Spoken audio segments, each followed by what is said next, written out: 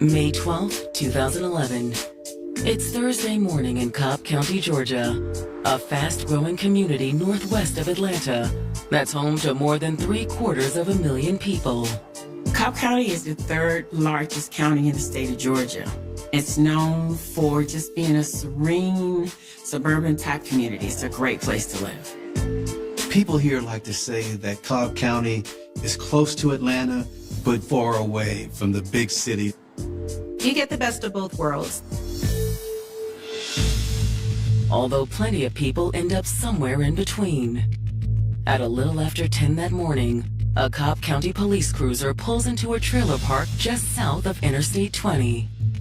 People tend to think of a trailer park as something that's low class or have very negative connotations. But here in the South, and especially in a lot of rural areas, the trailer homes are just like one-story ranched-out homes. The police pull up to the home of 36-year-old DeCarla Lomax. Her family has not heard from her. They're pretty concerned. People who loved DeCarla had been trying to reach her to no avail. So they called police to go out to her mobile home for a welfare check. Walking up to the trailer, the officers don't immediately see any cause for concern. There was no broken glass. There were no open doors, anything like that that would alarm them. DeCarla, are you in there? Miss Lomax, are you in there? When no one answers, the officers track down the property manager to unlock the door. They go inside, announce themselves. This is police. Anybody here? Still no answer. The officers look around the sparsely furnished living room. It's so empty, it looks like no one really lives there. But that doesn't mean no one's home. Got a body. As the officers enter the bedroom, they discover a body of a black female laying on the floor. Their face and head is completely covered with a jacket. But her identity is all it conceals. The jacket isn't covering up the fact that there's a pool of blood.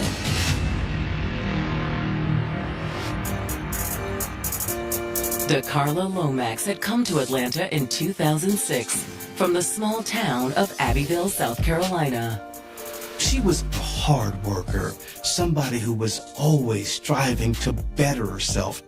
Moving to Atlanta, it's the land of opportunities, especially for young black professionals. However, DeCarla wasn't just looking to better herself. She was building a future for her family.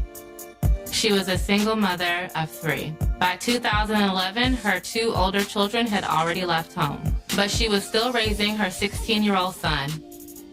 Being a single mother, raising a 16-year-old son has to be challenging. Did you finish your homework? Yes, Mom. Are you sure? Positive. Okay, I'm just making sure. How much do I involve myself in his life? How do I make sure that he's safe? Keep him on track with his grades. There are so many dynamics that go into raising a teenager. Once you finish your breakfast, if you want me to give you a ride to school on my way to work, I can do that. Okay.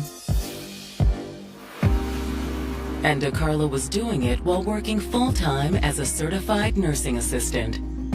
It takes a special nature, a special spirit and personality to be in healthcare.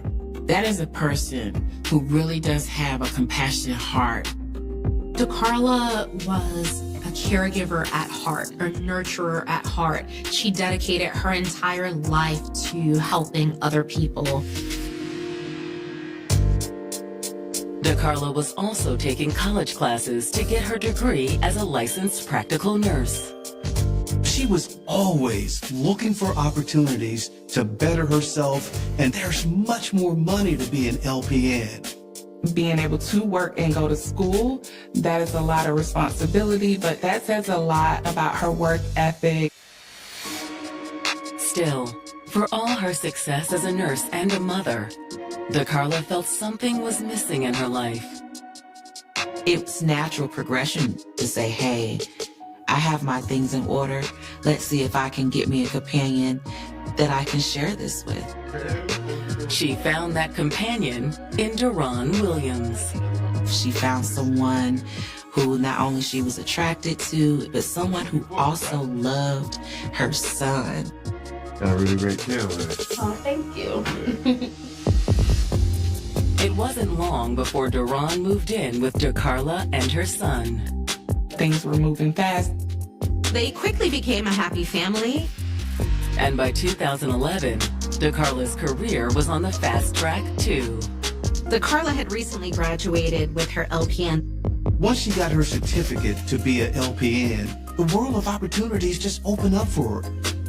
DeCarla, Deron, and her teenage son are going to be able to afford a bigger house. They're going to be moving out of the trailer park. But now police have found a woman lying on the floor of DeCarla's trailer in a pool of blood. There's no pulse, no response, and it's clear that this person is deceased. She had what we call impact wounds, blunt force wounds that caused severe damage. She was hit so hard that her face was almost unrecognizable. Is the dead woman DeCarla? When the family requested a welfare check, they provided the police with a description. She had a very distinct tattoo. It was on her lower back. That tattoo matches the tattoo that DeCarla had. Yep, there it is.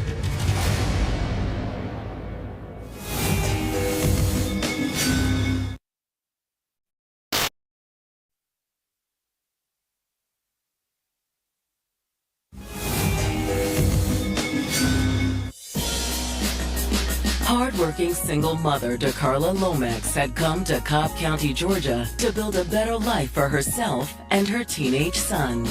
DeCarla is a small town girl from South Carolina who moves to the Atlanta, Georgia area for better opportunities. While working as a nursing assistant, she took classes at a local college. She earned her certification as a licensed practical nurse. She'd also found love with Deron Williams. DeCarla found someone that she thought would complement her life. Things were just looking great for her. Police department. DeCarla, you in here? But now police officers performing a welfare check We got a body.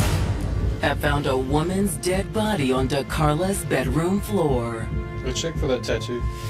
Judging from the tattoo on the lower back, the body appears to be DeCarla's. It also appears she had been beaten to death. Go ahead and start major crime suspect, please. She had massive blunt force trauma to her face and her head. It's down this hallway. When homicide detectives arrive on the scene, they search the trailer for a possible murder weapon. With that type of massive blunt force trauma, it had to be something heavy. Whatever was used had to be covered in blood. However, there's no sign of it in the trailer. They do see some tools laid out on the counter. But there was nothing heavy enough to inflict the sort of injuries DeCarla suffered. There's also no evidence of forced entry or any sort of struggle between DeCarla and her killer. It looks like it might have just been a sudden strike that put DeCarla down. Why the killer struck is more difficult to determine. The police are not sure if it was a robbery gone wrong. The trailer, it was almost empty. There was hardly any furniture in there. It looked like someone had been there packing and moving. So it's really hard to determine if anything was actually taken from the property. However, the detectives have reason to suspect DeCarla knew her killer. Not only was there no evidence of forced entry, when the first officers who arrived on scene found DeCarla, there was a jacket covering her face and head. But when someone takes the time to cover up an assault, use an indicator that that person is known to the victim. Excuse me, sir. After wrapping things up inside, detectives start interviewing other residents in the trailer park. Most of the neighbors weren't too familiar with DeCarla. Some would see her come and go, but they didn't get to know her that well. We're investigating a homicide. One neighbor does confirm that DeCarla was in the process of moving out. Yeah, I've seen her around. She's been coming by for the last week or so, loading things up. That explains why there was so little furniture and other belongings in the trailer. When was the last time you saw her? The neighbor says the last time he saw DeCarla was that morning. That neighbor remembered DeCarla pulling in around 8:30. She's getting out of her car, went inside. Huh. Was anyone with her? I hadn't seen one. However, the neighbor's story leaves detectives with another question. The car is no longer there at the trailer. Do you see anyone leave? No. Next time I looked out was when the police came. Okay. All right. Well, thank you for your time. Thank you, sir. Assuming that the killer made off with DeCarla's car, detectives pay a visit to the trailer park's management office. They asked the management office if there's any security footage. As you can see right here, it shows the car coming into the property. Reviewing the footage, detectives note that DeCarla arrived at the trailer park at 8:45 a.m. And about 20 minutes later, they saw DeCarla's car coming back out of the trailer park. And whoever was driving appeared to be in a hurry. They could not ascertain from the video who exactly was driving, but they knew that it wasn't her. By then, DeCarla was lying dead inside the trailer. Okay. Thank you for your time. Appreciate it. Yeah, sure, no problem. But if it wasn't DeCarla, who was it? As detectives leave the management office, they're approached by another of DeCarla's neighbors. Excuse me. Are you the ones asking about DeCarla? Yes, ma'am. The neighbor tells detectives that she's seen two different men at the trailer with DeCarla recently. Well, she had a boyfriend that lived with her. Do you know his name? Duran Williams. She would often see DeCarla with Duran around the trailer, but she did mention that she had seen DeCarla with another man. The neighbor says the man's name is Raymond Harvey. She also tells the police that she often saw DeCarla arguing with this man. And so with this new information, police are thinking, is he possibly the killer?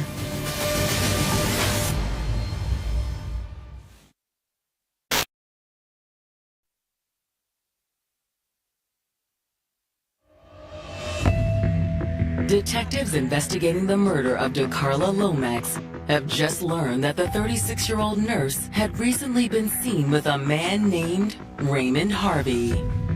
Raymond has also been reported by neighbors to have been arguing with DeCarla around the property multiple times.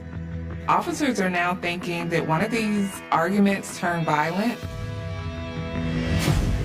Based on the crime scene, detectives already suspect the killer was no stranger. The fact that her body was covered with that jacket is an indication that this person was known to DeCarla. But who exactly is Raymond? Protocol is always to run a background check. He does have some criminal history. He had been arrested for fraud charges. But there's nothing in his past to suggest he's capable of such a brutal murder. He doesn't have any violent crimes on his record. But they still want to talk to Raymond to get the nature of that relationship. Detectives bring Raymond in for questioning and tell him exactly why he's there. We found an adult black female deceased with obvious injuries. He's listening to the officers. Very matter of fact. He was not emotional. We have positively identified that person as DeCarla. Is he just nonchalant? Or is he trying to play it cool because he already knows that she's dead?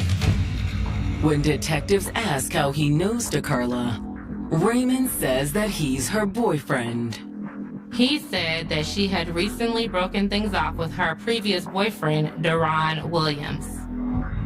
He also tells detectives that there was some overlap between his relationship and DeCarla's relationship with Deron. And how did y'all meet? She came to South Carolina on business. She came to one of her cousin's house, so I was in cousin's house. When he saw her, he told the cousin immediately, "Hey, who's that? I like her. Can you hook me up?" Raymond says that's when he and DeCarla had begun a long-distance relationship. But she continued to see Deron, too. When things were great with Deron, he would stay with her, and then when they weren't so great, she would call Raymond. But he says that DeCarla eventually said she was tired of the back and forth. She had told me on the phone, she said, look, she don't do a long-distance relationship, so I really want to be with her, and I'm to Atlanta. Raymond says he'd moved to Atlanta to stay with DeCarla. And this time, DeCarla told him that she and Deron had broken up for good. But according to Raymond, Deron wasn't entirely out of the picture. He fell out, because, cheating and, moving back home. Cheating with him? Yeah, she was cheating with him. Not that Raymond was entirely innocent either. Oh, I was doing my thing too. DeCarla wasn't his only love interest. But he and DeCarla had eventually drifted back together. Only when he moved back into DeCarla's trailer, things got even more complicated. Deron was actually there now, staying at the trailer. DeCarla says that she's just helping him out. He had gave them her address for his probation. Raymond says he wasn't crazy about the arrangement, but DeCarla had told him not to worry. She said he's not going to do nothing to say nothing to you because he knows he's on probation. He knows he's in trouble. He's gone for a while. Still, Raymond said he didn't like having Deron around. In fact, he says Deron is likely responsible for DeCarla's death. Even before me, they were arguing and fighting. He was real bad. He tells the police about how Deron had beaten her several times before, and one of those beatings actually landed her in the hospital. I wasn't cut, physically, like punched her in the face or something, swore up. Raymond says he'd grown so fed up with the situation that he'd given DeCarla an ultimatum. He says it's either him or me. Yeah, look, DeCarla, you finna have to choose. I don't see. Really, I'm done, bro. Wait, don't go, please. I choose you. I choose you. I want you. Really? Yes, I want you. DeCarla says, I want you, Raymond. I want you. So Raymond and DeCarla decided to get their own place. Yeah, they moved majority of our things to the new residence. Which explains why the trailer was so empty. Raymond says that Deron had also moved out. His mama, got him, several places to stay. But did that mean he was entirely out of the picture this time?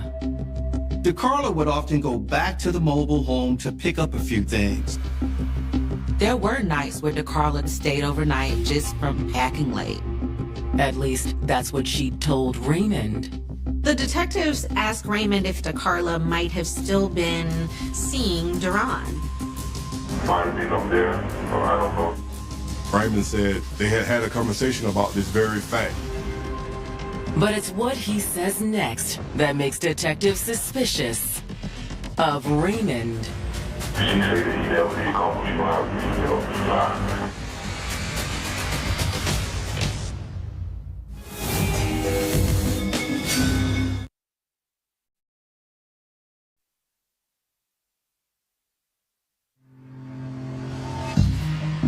Detectives investigating the murder of 36-year-old DeCarla Lomax are questioning her new boyfriend, Raymond Harvey. Raymond's responses during the interview were making detectives more than a little suspicious. He was nonchalant about the whole situation. But there's one thing Raymond says that really sticks out to detectives. They asked Raymond if he thought DeCarla was still hooking up with her ex, Duran, behind his back. That's when Raymond tells detectives, I don't know, but you know, all women lie. That says a lot about his trust of DeCarla and his overall thought process of how women are in general. So that is a major red flag to detectives. Had he followed DeCarla to the trailer, hoping to catch them in the act? Possibly that's the motive. That there was jealousy going on, there was a heated argument that turned violent. Probing for his whereabouts around the time of the murder, detectives ask when he last saw DeCarla. Raymond told detectives that DeCarla had left early in the morning. She was supposed to take her son to school and then go by the mobile home to pick up a few things. She's gonna be over there getting things situated for a while. But when they ask if he'd gone to the trailer that morning, he says no. Raymond's alibi is that he walked DeCarla's sister's kids to school that morning because they were staying with him at the time. They invited me back to my place downtown. Raymond told detectives he had texted her and called her and received no response. He was wondering where she was. It was at this point where Raymond began to demonstrate some behavior not consistent with his earlier attitude when officers told him that she was deceased. At first, he was flat, he was robotic, and at the end of questioning, he became really emotional.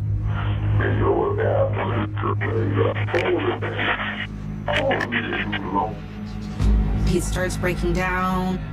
He's like, I told her, but she didn't listen. Detectives didn't know what to make of that. Is the reality that DeCarla is dead finally sinking in? Or is it the beginnings of a confession? He could be getting emotional because he's feeling guilty. I'm gonna need your phone to check your call logs, please. At the end of the interview, detectives ask to see Raymond's phone. His statements and his call log was consistent. He had made several attempts to reach out and call her. To investigate Raymond's claims further, detectives subpoena his phone records. Since he made several texts and calls, there should be cell tower data that confirms exactly where he was. Then, while waiting to hear back from Raymond's cell phone provider, You can have a seat here. detectives talk to DeCarla's 16-year-old son. They reached out to DeCarla's brother, who picked him up from school, and asked him to bring the teenager into the station. Thank you. When he sits down with detectives, DeCarla's son confirms that his mother did drive him to school that morning. And he tells them that he slept most of the way to school, but she did in fact drop him off at school. His story was consistent with Raymond. However, he does mention something that Raymond didn't know. He remembers his mother saying on the ride to school that she was going to meet up with Duran a little bit later. She said Duran needed a ride to the probation office. Okay. All right. He had a meeting that morning with his parole officer.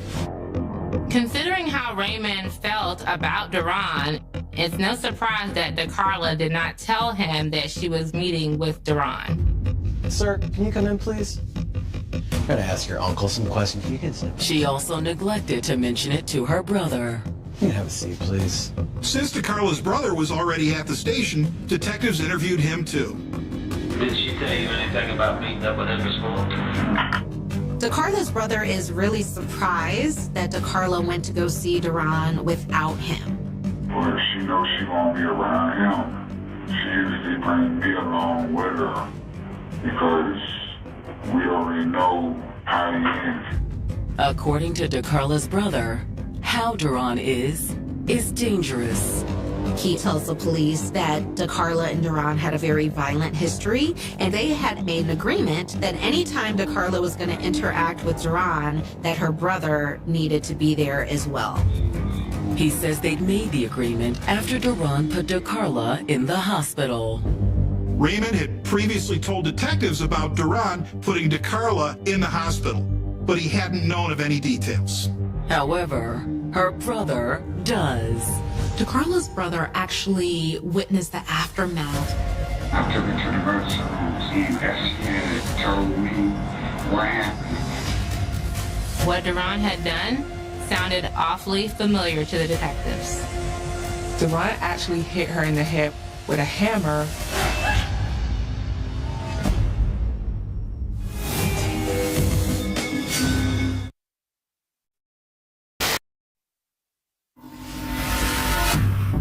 DeCarla Lomax's brother has revealed to the detectives investigating her murder that the 36-year-old nurse had previously been the victim of a similar attack at the hands of her ex-boyfriend, Deron Williams. He tells the police that the incident that landed DeCarla in the hospital was due to Deron hitting her in the head with a hammer. When was that? This was back in 2009 or 2008. He didn't see her get hit with the hammer, but he came home, saw his sister in her room crying. DeCarla, what's going on? And saw Deron sitting across from her. He was sitting in her chair, trying to, apologize or talk to her or something. DeCarla's brother says he didn't know exactly what Deron had done until later, after he drove his sister to the emergency room. She told me that she had him in there fussing with her, yelling and cussing, running back and forth. Where you was at last night? What are you talking about? How you gonna go out with Megan and we do it for me? So he left out the room the second time. And when he came back in the room running at her. With her on the head with the helmet. Her brother suspects that maybe something similar happened in this instance as well. Her being hit in the head with a hammer in previous offenses makes him think Deron could be the one who did the same thing twice. Thank you for your time. I'll see you out. After talking with DeCarla's brother, detectives pulled Deron's criminal history and confirmed that he'd been charged for the attack that put DeCarla in the hospital. They find that he's actually on probation for the assault charge. He did plead guilty to assaulting her with a hammer. Despite that, DeCarla hadn't made a clean break with Deron. She let him stay at the trailer while he was on probation for the assault that put her in the hospital. I can imagine him saying, well, if you wouldn't have made me so mad, then I wouldn't have caught this charge. And so she's feeling guilty. Based on what detectives have learned, Deron becomes the focus of the investigation. Police contact his parole officer in an effort to locate him. The parole officer confirmed what DeCarla's son told them, that he was supposed to meet with Deron on the morning of the murder. But Deron had missed the meeting. The probation office also tells detectives that it is DeCarla who usually brings him there. Between the parole officer, DeCarla's son, and her brother, the detectives are able to give DeCarla's parents a better picture of what happened when they arrive at the station later that day. They have driven all the way to Cobb County upon hearing the news. Apparently she still had some association with Deron. Something about he was supposed to go on probation for this person that DeCarla was going to take. We don't know what the reason is behind it, other than there was an argument probably. But I know that it was a violent death. Her parents, of course, were devastated, but they weren't really surprised. They had warned her on numerous occasions. Anytime a person hits you, it's time to walk away. But love doesn't work that way. Sometimes people stay. They stay too long. And now there was only one thing left to do. We're going to work. And work and try to bring some justice to it. We're so sorry for your loss. Thank you for coming in. I'll see you all out.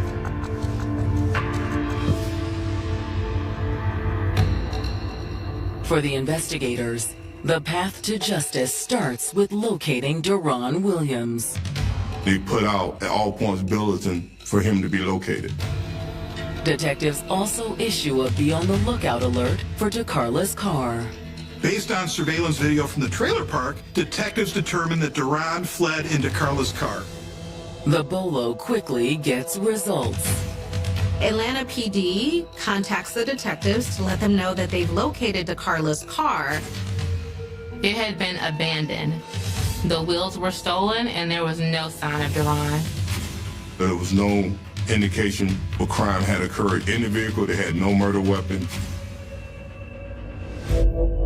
Their best chance of locating Deron turns out to be a bust.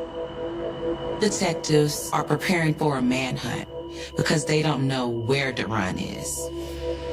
However, the search for Deron will soon be cut short. Homicide. Then out of the blue, they hear from Deron's sister. Deron's sister tells the investigators that she's heard something very disturbing. I got a call from my mother. It was hysterical. According to the sister, she had very good reasons to be. She said that my brother had accidentally killed his girlfriend.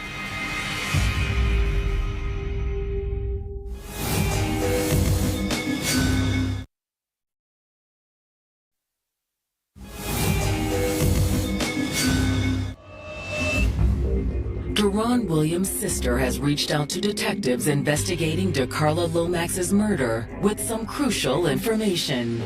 She says that Deron called their mother to tell their mother that he thinks he killed his girlfriend.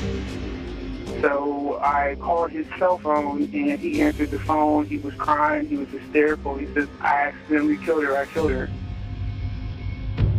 He tells her that he did kill DeCarla, but he doesn't know what happened. They had a very tumultuous relationship. His sister claims that they've been calling the police on each other for years. He's gone to jail before for, I guess domestic violence with her. It's just been a complete mess. And then, according to Deron's sister, he was holed up in an Atlanta hotel trying to figure out what to do. The sister feels that it's best to contact the police. Deron's sister was able to provide the location of the hotel where Deron was staying. Thank you. As soon as detectives are off the phone with Deron's sister, law enforcement descends on the hotel. Thankfully, Deron surrenders without further incident. Then, once he's back at the station, detectives sit him down for questioning. When they let him know that he was under arrest for murdering DeCarla, he became quite emotional. We identified positively DeCarla Lomax as being deceased. I know, son. I know. He's distraught, and they're having a hard time calming him down. You all right? That display of emotion led detectives to believe that he was feeling guilty and would cooperate. This is your opportunity to provide us with your side of what happened. But Deron is unable to give them a straight answer. I don't know what happened. I don't know what happened. Detectives want to know why then he caught his mom crying. If I remember right, what you told her was that you thought you accidentally killed your girlfriend. That's when Deron decides to lawyer up. I'm also not talking about. Well, I understand why your mom will say that. And we've been through your rights. If you don't want to talk to me, then that's your right. She just told me to do it with my lawyer. So the police have to shut that interview down. But detectives won't need a confession to charge Deron with murder. They want to triangulate where that cell phone was. His phone records show that Deron was in the vicinity of the trailer park the morning of the murder, right around the time of 8:45. When Duran goes on trial on November 5th, 2012, the prosecutors say there's a simple explanation for why his phone was pinging off a tower near the trailer. Prosecutors told the jury that DeCarlo picked up Duran that morning to take him to his probation meeting, but they made a stop at the mobile home. They stopped off at the trailer, and at some point, an argument ensued. The prosecutors weren't sure exactly what the argument was about. They only know what happened next. He lost it. He lost his cool. He picked up the hammer and murdered DeCarla.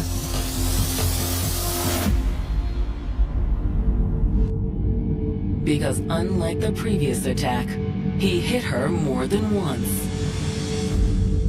This definitely was a fit of rage from Duran.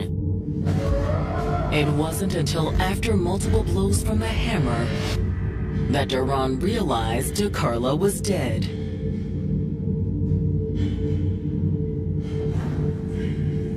I'm sorry, baby. I'm sorry. I'm so sorry.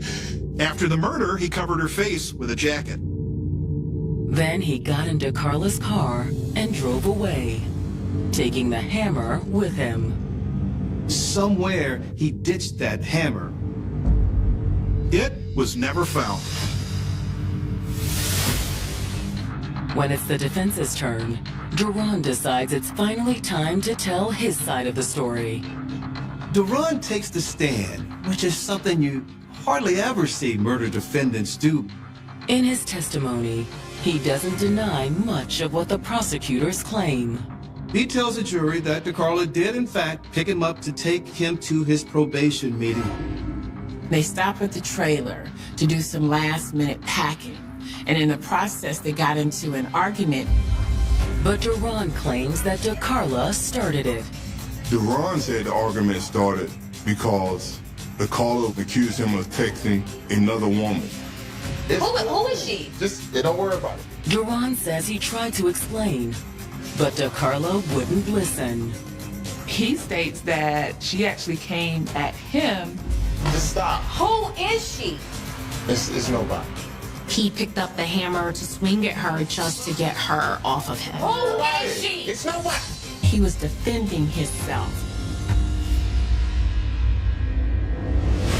That's what Duran claims. But the jury sees it differently.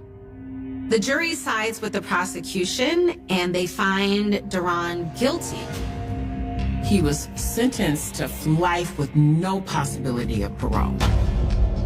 To those who love DeCarlo, the punishment is tragically too late. The initial 2008 charge where he had hit her with a hammer, he received no jail time. He was on probation for that assault when he killed her.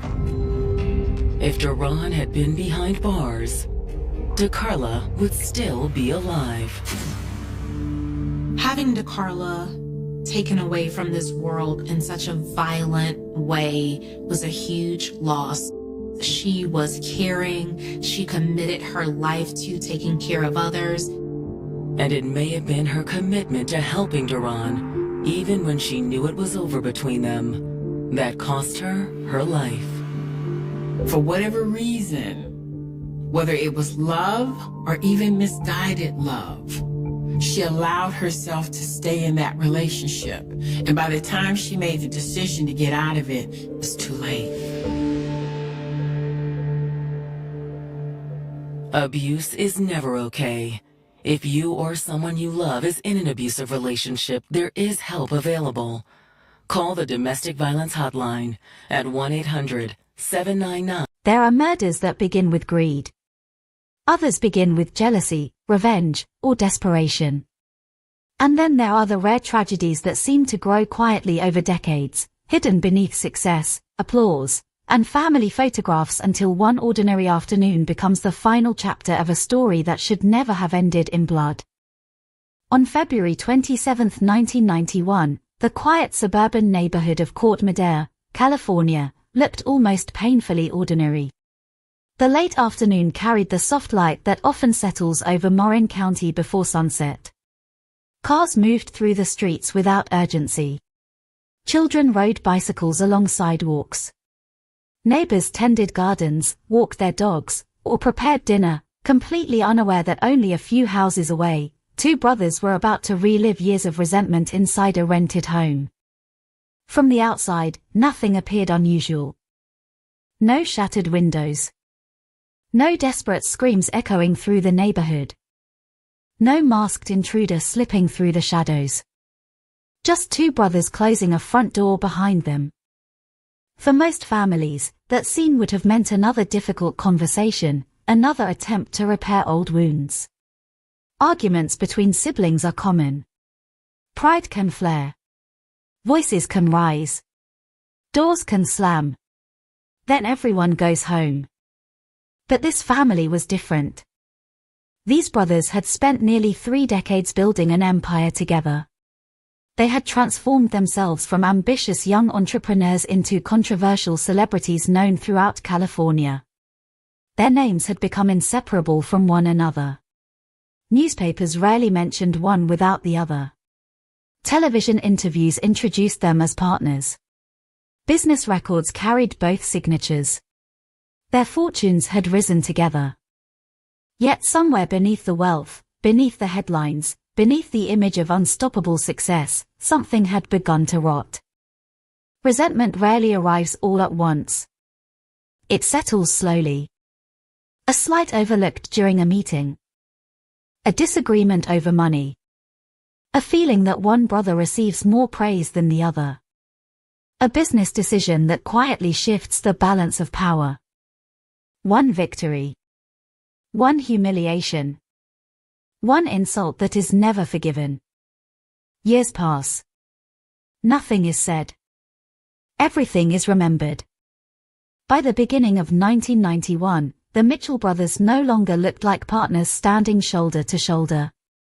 They looked like rivals trapped inside the same legacy, each convinced the other had stolen something impossible to recover. One believed he had built the empire. The other believed he had kept it alive. Neither man appeared willing to surrender. No one could point to the exact moment their relationship became beyond saving. Friends would later remember tense conversations. Employees recalled meetings filled with icy silence. Lawyers became messengers between men who once finished each other's sentences. The company they had created was no longer simply a business. It had become a battlefield. On that February afternoon, Jim Mitchell climbed into his vehicle and drove toward his younger brother's rented home. Perhaps he believed they would settle another dispute. Perhaps he had already made peace with what he intended to do. No witness could answer that question. No recording captured their conversation. The only people who knew exactly what happened inside that house were the two brothers themselves. Only one of them would leave alive. Investigators would later piece together the final moments from bloodstains, bullet trajectories, shell casings, and physical evidence. Every mark inside the home became part of a conversation that could never be heard again. Some arguments end with silence. This one ended with gunfire. Several shots shattered the ordinary rhythm of the afternoon. Inside the bathroom, Artie Mitchell collapsed onto the floor. Within moments, decades of partnership, rivalry, success, and bitterness had been reduced to one irreversible fact. One brother was dead. The other was walking away from the house carrying the weapon. Perhaps the strangest detail came only minutes later. Jim Mitchell did not disappear. He did not race toward another state. He did not abandon the rifle in a river. He did not invent an elaborate story. Instead, he remained nearby. When officers found him walking only a short distance from the scene, he still possessed the firearm. He surrendered without violence. There was no frantic chase through city streets. No dramatic hostage situation. No desperate attempt to escape justice. Only a man standing quietly after killing the person who had shared nearly every chapter of his adult life. Police officers would later describe him as remarkably calm, almost detached. The contrast was impossible to ignore. Inside the house lay a man whose life had ended violently. Outside stood his older brother, waiting for everything that would follow. News of the shooting spread quickly. At first, many people assumed they had misunderstood the report. Surely there had been an accident. Perhaps an armed robbery. Maybe an unknown attacker had broken into the residence. But investigators uncovered no evidence of forced entry. No signs of theft. No indication that anyone else had been present. The truth proved even more disturbing because it required no mysterious stranger. The killer already belonged inside the family. For the public, the crime carried an irresistible sense of disbelief. The Mitchell brothers were famous. Not because they were politicians. Not because they were athletes. Not because they had inherited enormous fortunes. They had built one of America's most recognizable adult entertainment businesses, becoming symbols of a changing culture during the sexual revolution that transformed California through the 1960s and 1970s. They had challenged social norms, generated millions of dollars, faced obscenity prosecutions, appeared in documentaries, given interviews, lived controversial lives in front of cameras. They had survived legal battles, public criticism, business competition, changing markets. Yet the greatest threat to their future had never come from outside the company. It had been growing quietly between the two men who created it. People often imagine homicide as an explosion of sudden violence, but experienced investigators know many killings begin years before the trigger is pulled. The murder weapon may appear in a single afternoon. The motive usually arrives much earlier. Sometimes decades earlier. Every unresolved argument becomes another brick. Every betrayal another layer. Every unspoken resentment another crack spreading through the foundation. Eventually the structure collapses. Looking backward, everyone claims the warning signs were obvious. Looking forward, almost no one recognizes them in time. The Mitchell case forced investigators to examine more than a shooting. It forced them to examine the psychology of brothers whose identities had become inseparable from their shared achievements. How does admiration become competition? How does competition become resentment? How does resentment survive success? And perhaps the most unsettling question of all. How does someone point a gun at the person who helped build every meaningful chapter of his own life? The answers were anything but simple. Money played a role. Power played a role. Pride played a role. Addiction cast its own shadow over the story. Years of personal frustration blurred the line between business disagreements and emotional wounds that neither brother seemed capable of healing. By the time investigators reconstructed the final hours, they discovered that the shooting itself lasted only moments. The conflict behind it had lasted years. As detectives photographed the scene, measured bullet impacts, and documented every piece of evidence, another investigation quietly began outside the crime scene. Friends began searching their memories. Employees revisited old conversations. Business associates reconsidered meetings that once seemed insignificant. Lawyers reviewed legal disputes. Journalists dug through decades of public appearances. Slowly, another picture emerged. The murder was shocking. The path leading toward it was tragically familiar. Two ambitious men. Two powerful personalities. One shared dream. One empire. One family. The same story that had once inspired magazine profiles and television interviews was now becoming a homicide investigation watched across the country. Behind every headline stood a haunting contradiction. The brothers had spent years creating fantasies for audiences. Now investigators were left uncovering the harsh reality of their own lives. The tragedy could not be explained by a single bad day. Nor could it be dismissed as an unpredictable explosion of anger. To understand why one brother died and the other became his killer, it would be necessary to return to the beginning, long before police tapes surrounded a quiet house in Court Madera. Long before blood stained a bathroom floor, long before a courtroom examined the final minutes of Artie Mitchell's life, long before detectives traced bullet trajectories across the walls of a rented house in Court Madera, the story belonged to a different California. It was a California standing at the edge of transformation, a place where old traditions collided with new freedoms, where social rules that had shaped generations suddenly began to dissolve. The San Francisco Bay Area during the late 1960s was unlike almost anywhere else in America. The streets seemed to breathe with constant change. Music poured from cafes and open apartment windows. Protest marches wound through downtown neighborhoods. College campuses buzzed with political debates that lasted until sunrise. Young people arrived from every corner of the country carrying little more than backpacks, guitars, and impossible dreams. Some came searching for peace. Others wanted revolution. Many simply wanted permission to become someone different. The city encouraged reinvention.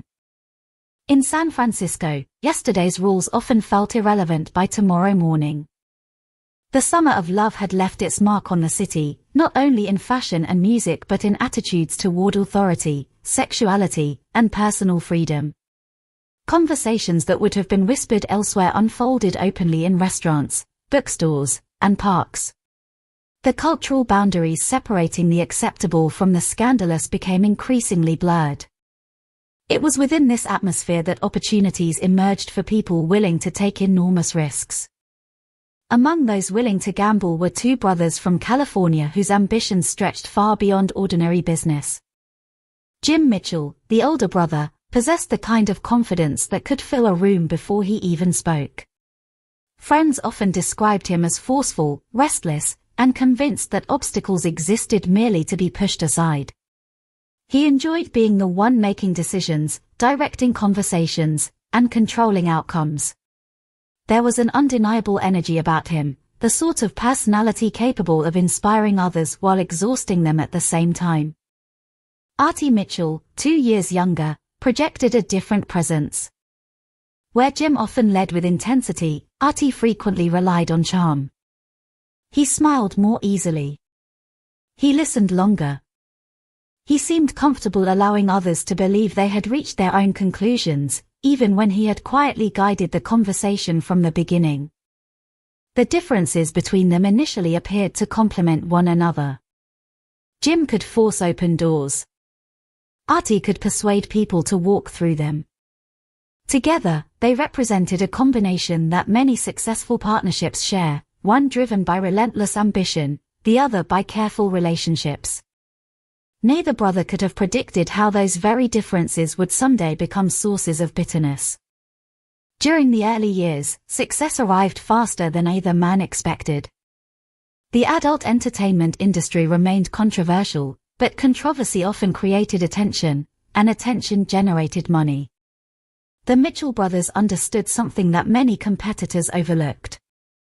They believed that presentation mattered as much as content.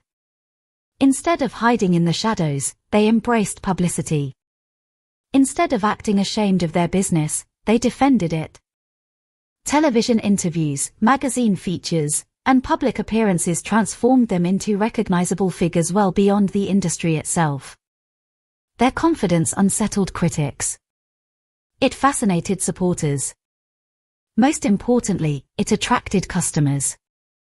Their growing enterprise eventually centered around the Mitchell Brothers O'Farrell Theater in San Francisco. The venue became far more than a theater. It evolved into a landmark of the city's changing identity. Visitors arrived from across the country, some driven by curiosity, others by desire, many simply wanting to witness a place whose reputation had grown almost mythical. Outside, the building looked like another piece of the city. Inside, it represented a business generating extraordinary profits during a period when demand seemed almost limitless. The brothers invested heavily.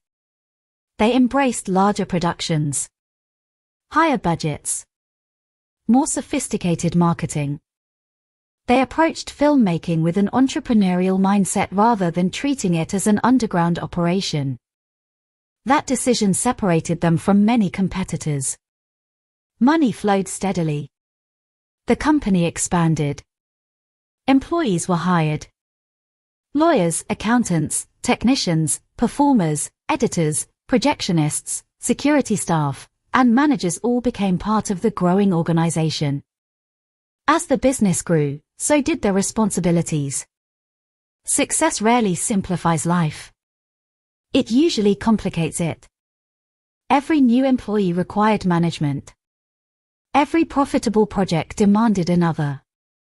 Every expansion introduced additional financial risks. The brothers who had once worked side by side suddenly found themselves supervising an increasingly complicated company. Power naturally became divided. Some departments answered primarily to Jim. Others relied more heavily on Artie. At first, the arrangement seemed practical. Eventually, it became political. Employees began noticing subtle differences. Jim preferred direct authority. Instructions were expected to be followed immediately. Questions sometimes sounded like challenges. Meetings could become tense if anyone openly disagreed with him. Artie often adopted a softer approach. He discussed ideas, negotiated, built consensus. People generally found him easier to approach. Neither management style was inherently wrong. But within the same company, they slowly created competing centers of influence. Workers learned which brother was more likely to approve a proposal. Business partners discovered which office offered easier negotiations. Small divisions quietly formed beneath the surface. No one imagined those invisible lines would someday matter so much. Outside the workplace, both men enjoyed the rewards their success provided. Luxury cars, comfortable homes, public recognition, financial independence. The American dream had arrived in an unconventional form, but it had arrived nonetheless. Yet wealth often magnifies personality rather than changing it. Jim's need for control became more pronounced as the company expanded. Artie's confidence grew alongside his reputation. The more successful they became, the harder it became to compromise. Their disagreements were no longer simple differences of opinion. They carried financial consequences measured in hundreds of thousands of dollars. Every major decision affected employees, investments, legal exposure, and the future direction of the company. The stakes continued rising. During the 1980s, another challenge emerged. The adult entertainment business itself began changing. New technology reshaped consumer habits. Competition increased. Markets that once seemed secure became unpredictable. Profit margins tightened. Companies that had flourished during earlier decades suddenly faced difficult financial realities. The Mitchell empire remained significant, but maintaining success required adaptation. Artie believed restructuring was necessary. Business models needed modernization. Resources had to be redirected. The company could not survive by relying solely on past achievements. Jim viewed many of those proposals differently. Change often feels threatening to people who believe they built something valuable. To him, altering the business sometimes resembled dismantling it. Conversations grew sharper. Meetings lasted longer. Agreements became harder to reach. Employees occasionally witnessed arguments behind closed office doors. Raised voices filtered through walls. Silences followed. When the brothers emerged, both behaved professionally. The business continued operating. Customers noticed nothing unusual. Appearances remained carefully maintained. Behind those appearances, however, trust had begun eroding. Years earlier, the brothers had celebrated victories together. Now they increasingly questioned each other's motives. A business recommendation became interpreted as personal criticism. Financial caution sounded like distrust. Innovation resembled rebellion. Control felt like domination. Neither man seemed fully capable of separating family from business. Every disagreement touched both. Outside observers occasionally assumed their conflicts were temporary. After all, siblings argue. Business partners disagree. Families survive difficult periods. The Mitchell brothers had overcome legal battles, public controversy, and economic uncertainty before. Surely they would survive internal conflict as well. But people watching from the outside rarely saw the entire picture. The company no longer represented only income. It represented identity. Each brother believed his contributions had built the empire. Each believed his judgment offered the best hope for its future. Compromise became increasingly difficult because compromise required surrendering part of the story each man told himself about who deserved credit. Meanwhile, Jim struggled with personal issues extending beyond the boardroom. Alcohol and drug use became recurring concerns. Those close to him observed unpredictable mood swings. Some days he appeared energetic and optimistic. On others, frustration surfaced quickly. Patience disappeared. Minor disagreements expanded into major confrontations. Whether caused by stress, addiction, personality, or some combination of all three, the result remained the same. Relationships deteriorated. Friends drifted away. Professional interactions became increasingly strained. Artie noticed the changes. Employees noticed them. Business associates noticed them. No one, however, fully appreciated where those changes might ultimately lead. As the calendar approached 1991, communication between the brothers grew increasingly formal. Lawyers sometimes handled conversations that family members once would have shared over dinner. Documents replaced trust. Contracts replaced handshakes. Every negotiation carried emotional weight accumulated over decades. The company they had created together no longer felt like shared property. It felt contested. Those closest to the brothers later recalled an atmosphere of exhaustion. Not dramatic hatred. Not constant shouting. Something quieter. A persistent tension hanging over every meeting. A sense that everyone walked carefully around subjects capable of triggering another confrontation. People adapted. Employees learned when to remain silent. Friends avoided discussing business. Family gatherings became complicated. Everyone hoped the conflict would eventually cool. Instead, it continued warming beneath the surface like pressure building inside a sealed container. Then came the early weeks of 1991. Artie increasingly supported reorganizing parts of the business. Jim resisted. Their disagreements became more frequent. Witnesses later remembered particularly heated exchanges inside company offices. Nobody knew precisely what words were spoken. What remained clear was that reconciliation seemed increasingly distant. The brothers still shared history. They still shared ownership. But they no longer appeared to share the same vision. By February, the distance between them extended beyond business strategy. It had become deeply personal. Years of admiration had transformed into competition. Competition had evolved into resentment. Resentment quietly settled into something neither man seemed capable of escaping. The empire they once built side by side still stood. From the outside, customers arrived. Employees worked. Money changed hands. Business continued. Inside the partnership, however, the foundation had already begun to fracture. And sometimes the most dangerous buildings are not the ones already collapsing.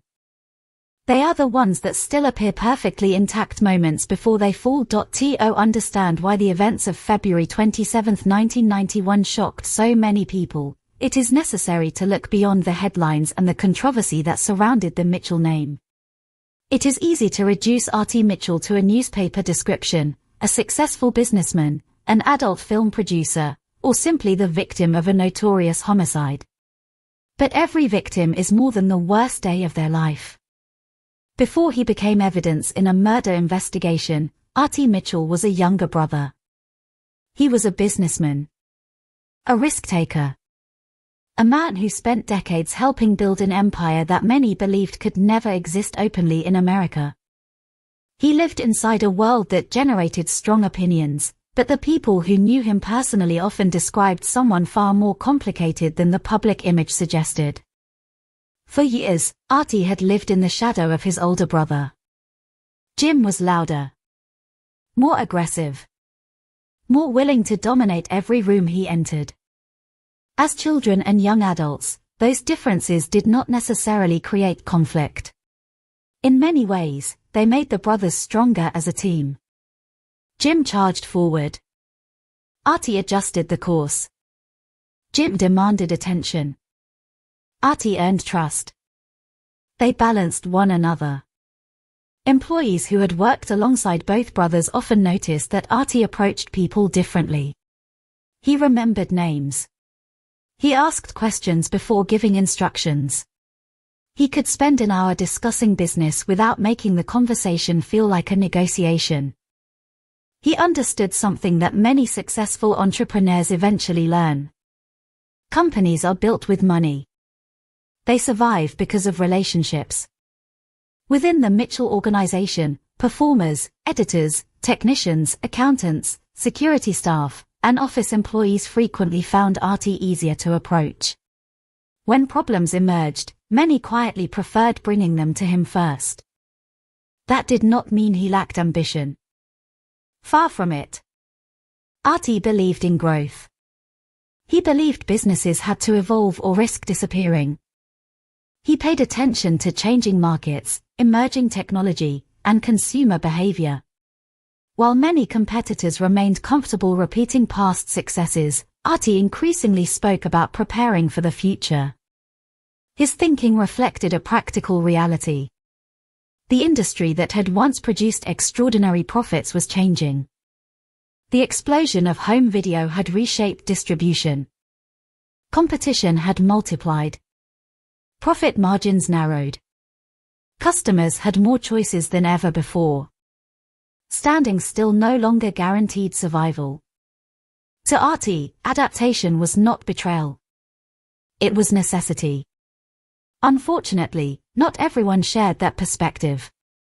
By the late 1980s, conversations between the brothers often returned to the same familiar disagreements. How should money be invested? Who should control daily operations? Should the company continue relying on its established reputation, or should it reinvent itself for a changing marketplace? Neither man lacked intelligence. Neither lacked experience. The problem was that both believed they alone understood what the company needed most. As their disagreements became more frequent, R.T.'s position inside the business gradually changed. He was no longer simply Jim's younger brother. Increasingly, he became his equal. Sometimes, in the eyes of employees and business partners, he even appeared to be the more effective executive. That subtle shift mattered. Power rarely changes hands without creating tension. Recognition can become dangerous when two people believe they deserve it equally. Former employees would later remember how outsiders often gravitated toward R.T. during meetings. Reporters frequently sought his comments. Investors and business associates found him approachable. He projected confidence without appearing confrontational. To many observers, he represented stability. Whether Jim viewed those growing perceptions as harmless or threatening remains impossible to know with certainty. What is clear is that the relationship between the brothers continued to deteriorate. Outside the office, Artie attempted to maintain a relatively structured routine despite the growing pressure. Like many business owners, his days were filled with phone calls, meetings, financial reviews, and endless decisions. Success can appear glamorous from a distance. From the inside, it often resembles constant problem-solving. Every week brought another challenge. A legal issue. A financial concern.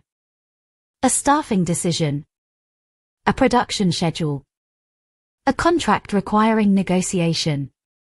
Behind every public success stood countless ordinary responsibilities invisible to everyone except those carrying them. Friends described Artie as someone who remained deeply invested in the future of the company. He understood that their reputation alone could not protect them forever. The marketplace had become more competitive. Public tastes continued changing. Technology refused to slow down.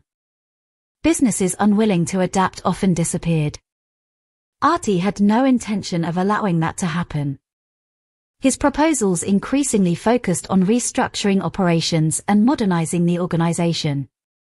Those discussions, however, rarely ended peacefully. What one brother viewed as modernization, the other sometimes interpreted as criticism.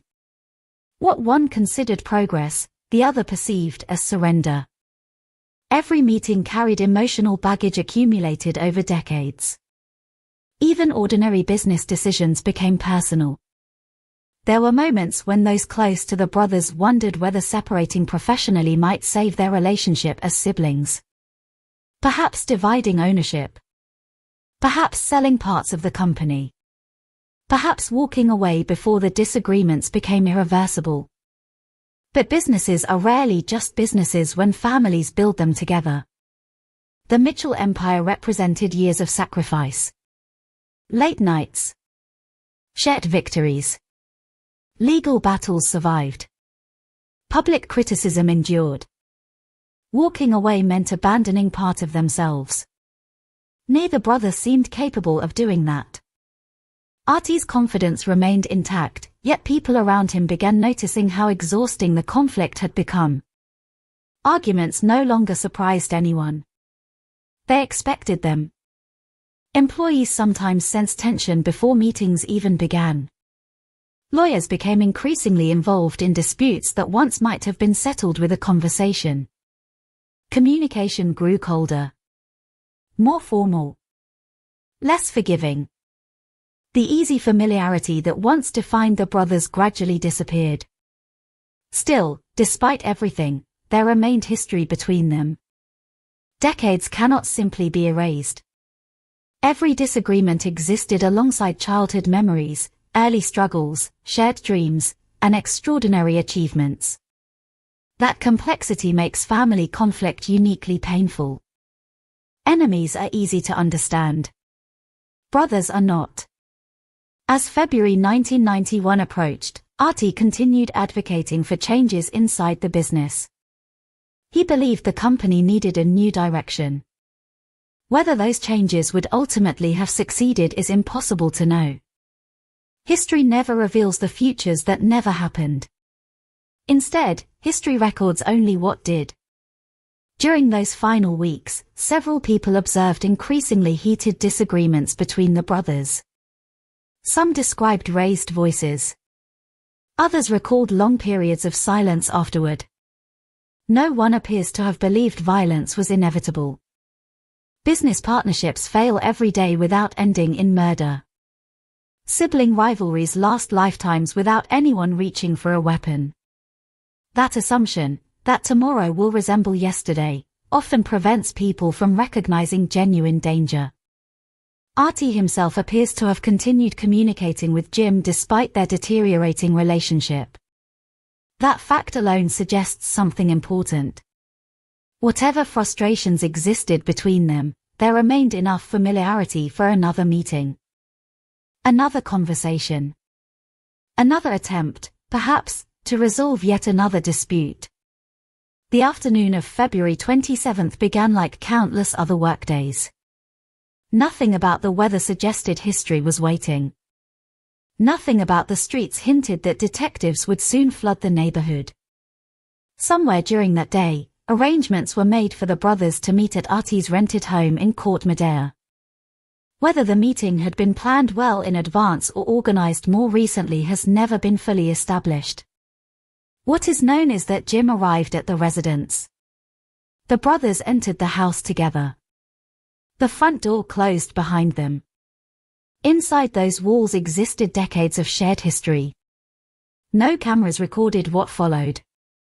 No witnesses sat quietly in another room. Only the brothers knew how the conversation began.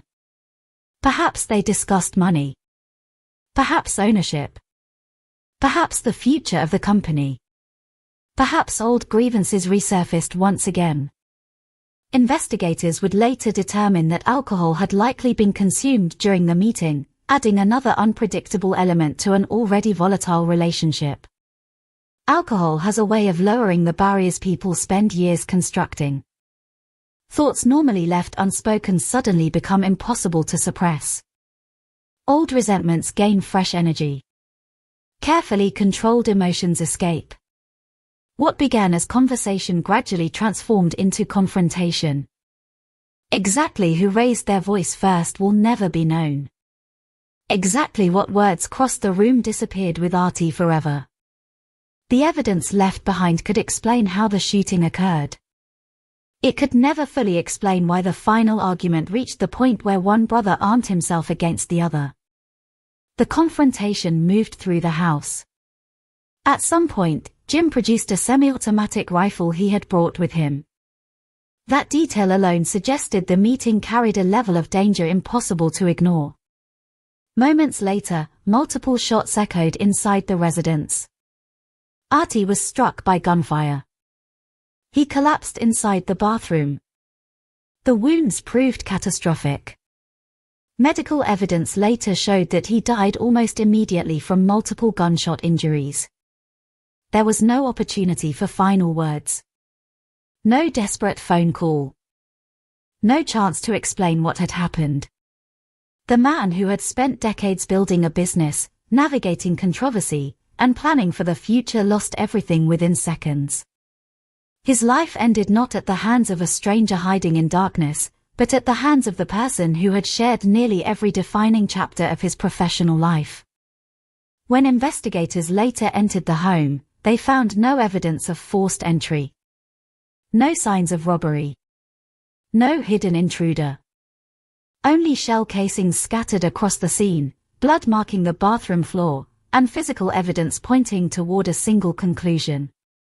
The violence had remained entirely inside the family. For detectives, the forensic evidence answered many practical questions.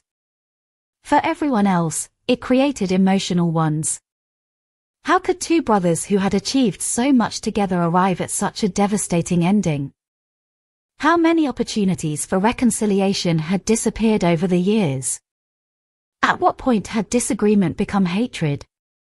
No investigation could measure those answers. Crime scene photographs could document bloodstains. Ballistics could identify the weapon. Autopsy reports could explain the injuries. None of them could fully capture the loss of possibility. Artie Mitchell would never grow older. He would never see whether his plans for the business might have succeeded. He would never repair his relationship with his brother. He would never have the opportunity to rewrite the final chapter of a story that had begun with ambition instead of violence. His future ended inside a quiet suburban house. The questions left behind would continue long after the crime scene had been cleaned. By the afternoon of February 27, 1991, nothing about the neighborhood suggested that it was about to become the setting for one of California's most shocking family homicides. Court Madera was the kind of place where people expected routine. Tree-lined streets curved gently through quiet residential blocks. Well-kept lawns stretched toward sidewalks where neighbors exchanged brief greetings without much ceremony. The pace of life felt noticeably slower than downtown San Francisco, only a short drive away. It was a community where the loudest sounds on most afternoons came from lawn mowers, barking dogs, or children returning home from school. The rented house where Artie Mitchell was staying blended naturally into that peaceful setting. There was nothing about the property that hinted at the storm gathering behind its front door. No reporters waited outside. No police cruisers lingered nearby. No one imagined that before the day ended, detectives would photograph bloodstains inside the bathroom while crime scene tape fluttered across the entrance. For Artie, the day had begun like many others. Business remained complicated. The disagreements with Jim had not disappeared. Yet conflict had become so familiar that another difficult conversation may not have seemed unusual. When relationships deteriorate gradually over years, people often adapt to the tension. Arguments become expected. Harsh words lose their shock.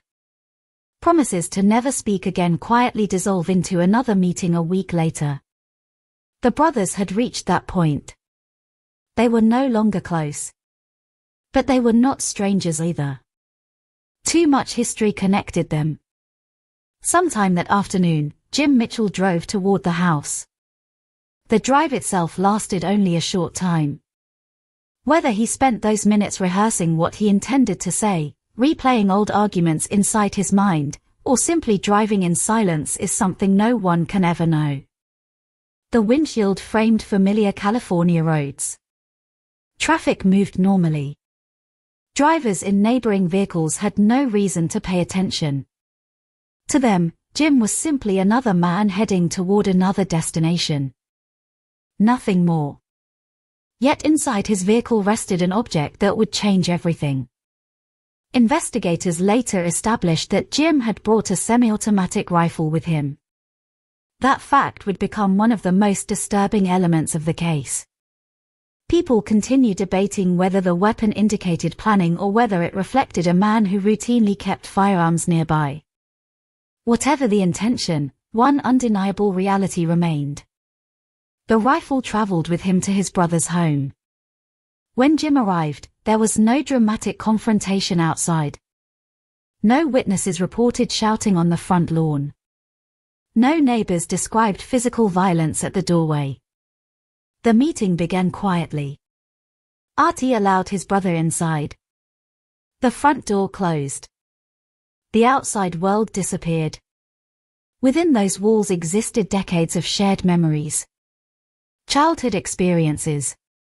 Business victories. Financial success. Public controversy. Private disappointments. Thousands of conversations had once taken place between these two men. Most had ended with plans for tomorrow. This conversation would end with no tomorrow at all. Exactly how the discussion unfolded has never been fully reconstructed. No audio recording existed. No eyewitness observed the exchange. Everything investigators later understood came from physical evidence, Jim's own statements, and the silent testimony left behind inside the house. It is believed that the brothers drank alcohol while they talked. Perhaps the first few minutes remained calm. Perhaps they attempted to discuss business rationally. Maybe they revisited familiar disagreements about ownership, finances, or the future of the company. Or perhaps the conversation became hostile almost immediately. No one knows. What is certain is that whatever began as dialogue slowly transformed into confrontation. Imagine two men carrying years of unresolved resentment into the same room. Every sentence carries hidden meaning. Every disagreement awakens older ones. An innocent remark sounds like an insult. Silence feels like accusation. Pride refuses to retreat. Neither brother had built his career by surrendering easily. Each believed deeply in his own judgment. Neither wanted to lose. As voices likely grew louder, emotions began replacing logic. The room itself became smaller. The distance between them seemed shorter. Every word struck harder than the last. Years of frustration demanded release. There are moments during heated arguments when people recognize they have crossed an invisible line. The conversation no longer seeks understanding. Its only purpose becomes winning. Whatever happened inside that house, the brothers reached that point. At some stage during the confrontation, Jim retrieved the rifle. Whether it had remained nearby from the beginning or whether he deliberately walked to retrieve it has never been conclusively established through publicly available evidence. But once the weapon appeared, the balance between argument and violence changed forever. For one brief instant, there may still have been time to stop. One decision. One hesitation. One step backward. History is often shaped by moments measured in seconds. Instead, the trigger was pulled. The first gunshot shattered the afternoon silence. Inside the house, the sound would have been deafening. A rifle fired within enclosed rooms produces an explosive force that overwhelms the senses. The noise echoes violently from wall to wall. There is little opportunity to think. Only instinct remains. Investigators later concluded that multiple rounds were fired. Artie was struck by several bullets. The exact sequence of movements inside the residence remains uncertain, but evidence indicated that the confrontation carried into or concluded inside the bathroom. Perhaps Artie attempted to retreat. Perhaps he sought cover. Perhaps he simply moved instinctively as the shooting unfolded. The answers died with him. He collapsed onto the bathroom floor. Blood spread rapidly across the room. The injuries were catastrophic. Medical evidence would later determine that he suffered multiple gunshot wounds that caused his death almost immediately. There was no lengthy struggle for survival. No dramatic final conversation between the brothers. No opportunity for reconciliation after the violence. The shooting ended almost as quickly as it had begun. Silence returned. But it was no longer the silence of an ordinary house. It was the silence left behind after irreversible violence. Inside the residence, Artie's life had ended. Jim remained alive. For a few moments, only he knew what had happened. Many killers immediately begin planning escape. They hide weapons. Invent alibis. Destroy evidence. Leave the area before authorities arrive. Jim did something very different. He left the house. But he did not flee. He walked away from the residence carrying the rifle. Witnesses would later place him only a short distance from the crime scene. His movements lacked the frantic desperation often associated with fugitives. He did not appear to be racing toward freedom. He simply walked. Meanwhile, someone alerted emergency services. The exact circumstances surrounding that call have been reported differently over the years, but once law enforcement received notification of the shooting, officers responded rapidly. Every minute mattered. Whenever reports involve firearms and possible injuries, first responders prepare themselves for uncertainty. An active shooter may still be inside. Victims may require immediate medical assistance. Additional suspects may remain nearby. Officers approaching the scene knew almost nothing. They arrived expecting danger. Instead, they encountered something strangely calm. Not far from the residence, officers found Jim Mitchell. He still possessed the rifle. A handgun was also discovered in his possession. The presence of multiple firearms only deepened investigators' concerns about what had occurred inside the house. Yet Jim offered no resistance. No attempt to fire at police. No struggle. No dramatic standoff. He surrendered peacefully. Accounts from responding officers later described his demeanor as remarkably composed. There was little outward panic. Little visible emotion. For experienced investigators, such emotional detachment can be unsettling. The contrast between recent violence and apparent calm often leaves lasting impressions on those who witness it. As officers secured Jim, other members of the response team entered the residence. The reality awaiting them inside immediately confirmed the severity of the incident. Artie Mitchell lay motionless inside the bathroom. Blood marked the floor and surrounding surfaces. Spent shell casings remained where they had fallen. The room told its own story. Emergency medical personnel could do nothing. Artie was already beyond help. The residence quickly transformed into an active homicide scene. Crime scene investigators began their methodical work. Every photograph mattered. Every measurement. Every shell casing. Every bloodstain. Every damaged surface. Forensic science often appears clinical, almost detached, but behind every numbered evidence marker lies someone's final moments.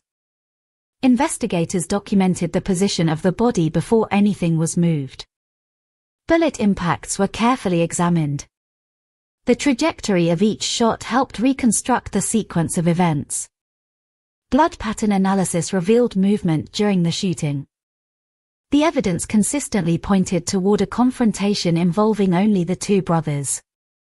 As detectives searched room by room, they looked for signs that another person might have entered the house.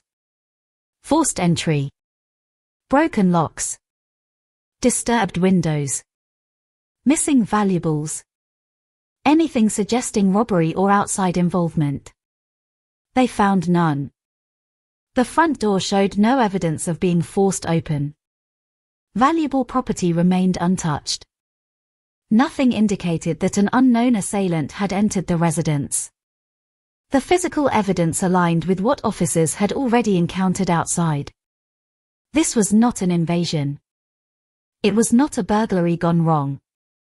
It was not a random act of violence. It was a deadly confrontation between brothers. News began spreading long before investigators completed their work. Radio dispatches circulated the basic facts. Reporters heard fragments over police scanners. Editors recognized the names almost immediately. The Mitchell brothers. One dead. One under arrest. For many journalists, disbelief came first. The names were famous throughout California. People associated them with controversy, business success, and public debates over free expression. Almost no one associated them with family murder. As evening settled over Court Madera, flashing emergency lights reflected across quiet residential streets. Neighbors watched from behind windows, trying to understand what had happened only a few houses away. Some recognized the names. Others simply saw another tragedy unfolding in a place where tragedies were never expected. Inside the house, investigators continued collecting evidence long into the evening. Outside, the world was only beginning to realize that one of California's most recognizable business partnerships had ended not in bankruptcy, not in retirement, but in blood. And before the sun rose the following morning, the question everyone would ask was no longer who had fired the gun. That answer had come almost immediately. The question that remained, the one detectives, prosecutors, journalists, and eventually jurors would spend years trying to understand, was far more difficult. How had two brothers who once built an empire together arrived at a moment where one walked into a house with his sibling? And walked out alone. By the time the first responding officers secured the scene in Court Madera, the violence itself had already ended. What remained was the quiet, methodical work that follows every homicide. There would be no dramatic pursuit through city streets. No armed suspect hiding behind barricades. No frantic search for an unknown killer. Instead, investigators faced something that was, in many ways, even more unsettling. The suspected shooter had already surrendered. The victim lay exactly where he had fallen. The crime scene was almost frozen in time. As officers crossed the threshold of the rented house, they entered an environment that still carried the weight of the final confrontation. The smell of recently discharged gunpowder lingered faintly in the air. Furniture appeared largely undisturbed. There were no signs of a prolonged physical struggle stretching from room to room. The disorder that existed was concentrated around the violence itself. That detail immediately caught investigators' attention.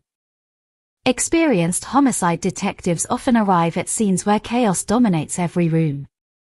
Broken furniture, shattered glass, overturned tables, walls bearing the marks of desperate resistance. This house told a different story. The conflict had escalated rapidly. Its ending had been swift. The first priority remained preserving every possible piece of evidence. Uniformed officers established a secure perimeter around the residence. Yellow crime scene tape stretched across the property, creating a visible boundary between the ordinary world outside and the forensic investigation unfolding within. Neighbors gathered at cautious distances. Some stood quietly at the ends of driveways. Others watched from behind curtains. The flashing lights of patrol vehicles interrupted the calm rhythm that usually defined the neighborhood. Rumors began almost immediately. Someone had been shot. A family argument.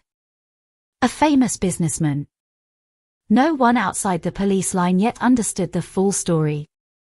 Inside, detectives moved carefully through each room. Every step mattered. Every misplaced footprint could damage evidence that might later answer critical questions. Crime scene photographers began documenting the residence exactly as they found it. Wide photographs captured the overall layout. Closer images focused on individual details.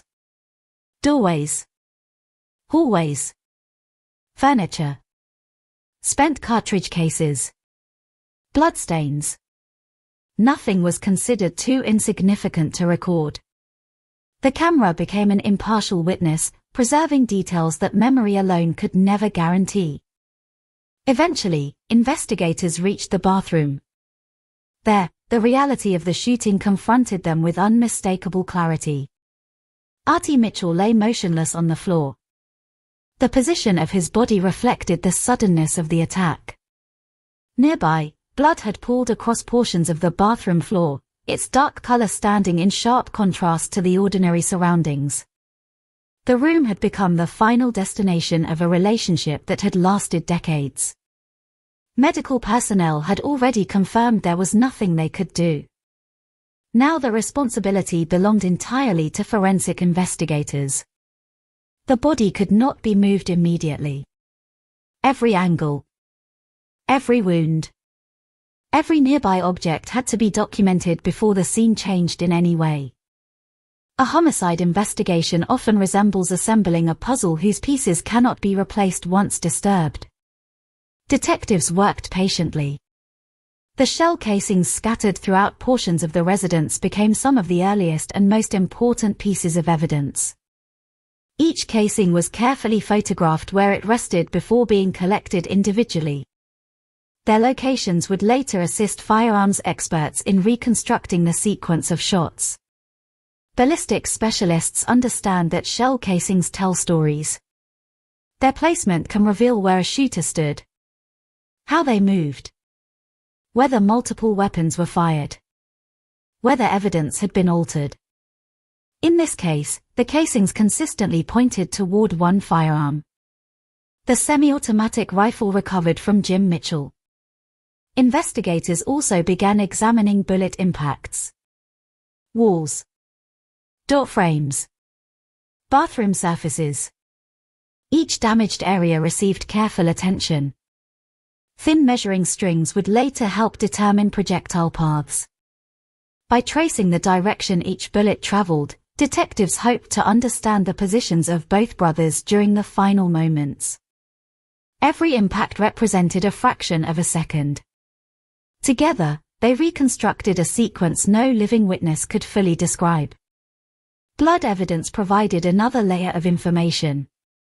Specialists documented stains across the bathroom floor and nearby surfaces. Patterns of blood distribution often reveal movement.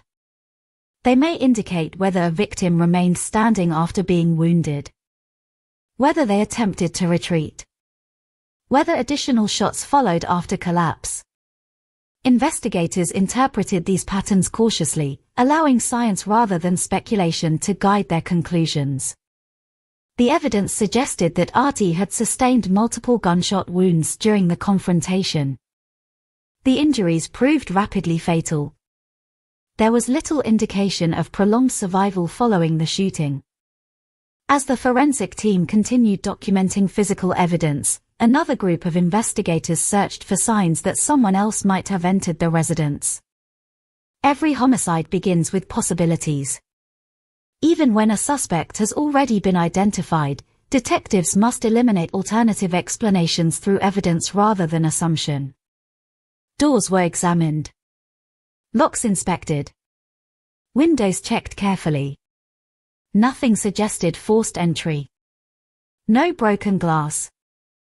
No damaged locks. No pry marks. The home showed no evidence of invasion. Attention then shifted toward property inside the residence. Wallets. Personal belongings. Electronics. Furniture. Valuable items remained undisturbed. Investigators found no indication that theft had motivated the crime. Robbery could effectively be ruled out. Likewise, no evidence suggested the presence of a third individual. No unidentified fingerprints immediately pointed toward an unknown intruder. No unexplained footprints. No witness statements describing strangers leaving the property. Every major piece of physical evidence reinforced the same conclusion. Only 2 men had participated in the confrontation. One survived. One did not. While crime scene technicians continued processing the residence, detectives began interviewing officers who had encountered Jim Mitchell shortly after the shooting. Their observations became part of the growing investigative record. Jim had been located only a short distance from the house. He remained armed. The rifle believed to have been used during the shooting was still in his possession. Officers also recovered a handgun. Despite carrying multiple firearms, he had not resisted arrest. There had been no attempt to flee. No effort to conceal the weapons. No confrontation with responding police. Those details stood in striking contrast to many homicide investigations. People who kill often attempt to distance themselves from both the crime and the weapon. Jim had done neither. His demeanor also drew attention. Several officers later described him as unusually calm considering the circumstances. Not cheerful. Not indifferent. But composed. His emotional state appeared remarkably controlled. Experienced investigators know that human reactions following traumatic events vary enormously. Some suspects panic. Others collapse emotionally. Some become angry. Others withdraw into silence. No single reaction proves guilt or innocence. Nevertheless, Jim's apparent composure became one more detail carefully documented by detectives. As evening approached, investigators contacted the Marin County Coroner's Office. The formal examination of Artie's body would ultimately provide answers unavailable at the scene. The medical examiner's responsibility extended beyond confirming death. Each injury would be documented. Each wound measured. The trajectory of every bullet analyzed. The autopsy would help determine both the cause and manner of death while also supporting or challenging conclusions drawn from the physical evidence inside the house. Once crime scene documentation had progressed sufficiently, Artie's body was respectfully removed from the residence. For the investigators present, that moment often carries emotional significance. The victim ceases to be part of the crime scene and begins another chapter of the investigation. Forensic work continues. But the focus gradually shifts from documenting death to understanding life. Outside the house, media interest intensified rapidly. The Mitchell name guaranteed public attention. Reporters began arriving in increasing numbers, their cameras positioned beyond police barriers. Many initially believed there must be some misunderstanding. The Mitchell brothers had spent years appearing together in newspapers and television interviews. Now one had been killed.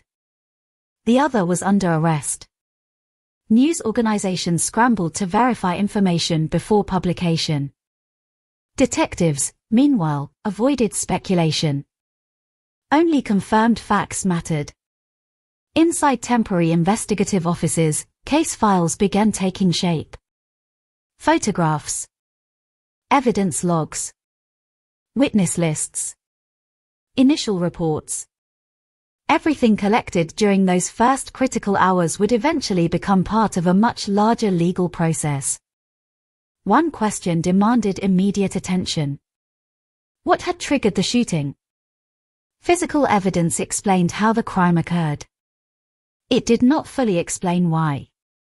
To answer that, investigators needed to understand the relationship between the brothers long before the gunfire. Detectives began contacting employees of the Mitchell organization. Former staff members, business associates, friends, family members. The interviews revealed patterns rather than surprises. Again and again, people described growing tension, long-standing disagreements, arguments over money, arguments over management, arguments over the future direction of the company. No single disagreement appeared sufficient to explain murder. Together, however, they painted the picture of a relationship that had steadily deteriorated over years. One former associate remarked that the brothers had reached a point where meaningful conversations often occurred through attorneys rather than directly. Another remembered increasingly hostile meetings. Others described Jim's growing unpredictability, fueled at times by alcohol and drug use. Each interview added another piece to the psychological landscape surrounding the crime. Meanwhile, forensic laboratories began receiving evidence collected from the residents. The rifle underwent examination. Firearms experts compared recovered cartridge cases with test-fired ammunition. Microscopic markings left by the weapon's firing mechanism provided confirmation that the recovered rifle had discharged the rounds found inside the house. Gunshot residue testing, fingerprint examination, and laboratory analysis all supported what investigators had already suspected. The physical evidence aligned with the scene. Nothing suggested another shooter. Nothing indicated an accidental discharge. Everything pointed toward an intentional act committed during a confrontation between brothers. As detectives organized timelines, witness interviews, forensic reports, and physical evidence, one aspect of the case became increasingly clear. There would be little debate about who fired the shots. The greater challenge would lie in explaining the state of mind behind them. Was the shooting planned? Had the decision been made before Jim arrived? Or had years of resentment exploded during an argument that neither brother expected would become fatal? Those questions would eventually move beyond the investigation and into the courtroom. For now, detectives focused only on facts. A man had entered his brother's home carrying a rifle. A heated confrontation had taken place. Multiple shots had been fired. The victim had died from those wounds. The suspect had surrendered nearby while still armed. The evidence inside the residence consistently supported that sequence. By the end of the first day, investigators had answered many of the practical questions surrounding the homicide. Yet the emotional mystery remained untouched. How could two men who had once trusted each other enough to build an empire together reach a point where one brother became the final witness to the other's last breath? That answer could not be found in bloodstains, shell casings, or forensic measurements. It lay buried within decades of ambition, rivalry, addiction, pride, and a family bond that had slowly unraveled until there was nothing left to hold it together. By the morning after the shooting, the Mitchell brothers' murder had already become one of the most talked about stories in Northern California. Television crews parked outside the courthouse. Newspapers rushed special editions to print. Radio stations interrupted their regular programming with updates. The headlines were almost impossible to ignore. One famous brother was dead. The other was in custody. For the public, the case appeared unusually straightforward. Police had a suspect. They had the murder weapon. They had a crime scene that showed no evidence of an unknown intruder. Many people assumed the investigation would be brief. Experienced homicide detectives knew better. Even when the identity of the shooter seems obvious, a murder investigation is never limited to proving who fired the weapon. The greater responsibility is understanding exactly what happened, why it happened, and whether every piece of evidence supports the same conclusion. Only then can prosecutors confidently present the case in court. The investigation therefore expanded far beyond the walls of the Court Madera residence. Detectives needed to reconstruct not only the final afternoon but also the years that had led to it. The first interviews focused on those closest to the brothers. Employees, business managers, lawyers, friends, former associates. Each person remembered different moments. No single conversation explained the tragedy. Together, however, they revealed a relationship that had been steadily deteriorating for years. One employee described staff meetings where ordinary business discussions suddenly turned into personal confrontations. Neither brother seemed willing to back down. Disagreements over budgets quickly transformed into arguments about respect. Simple scheduling decisions somehow reopened old disputes that had nothing to do with the subject being discussed. Others remembered an atmosphere that became increasingly uncomfortable inside the company. Workers often sensed tension before meetings even began. People chose their words carefully. Some deliberately avoided being caught alone with either brother whenever sensitive business topics arose. Employees gradually learned that the safest approach was remaining neutral. Taking sides carried obvious risks. The Mitchell organization had once operated like a close partnership. Now it often felt divided into informal camps. Not because anyone officially declared loyalty.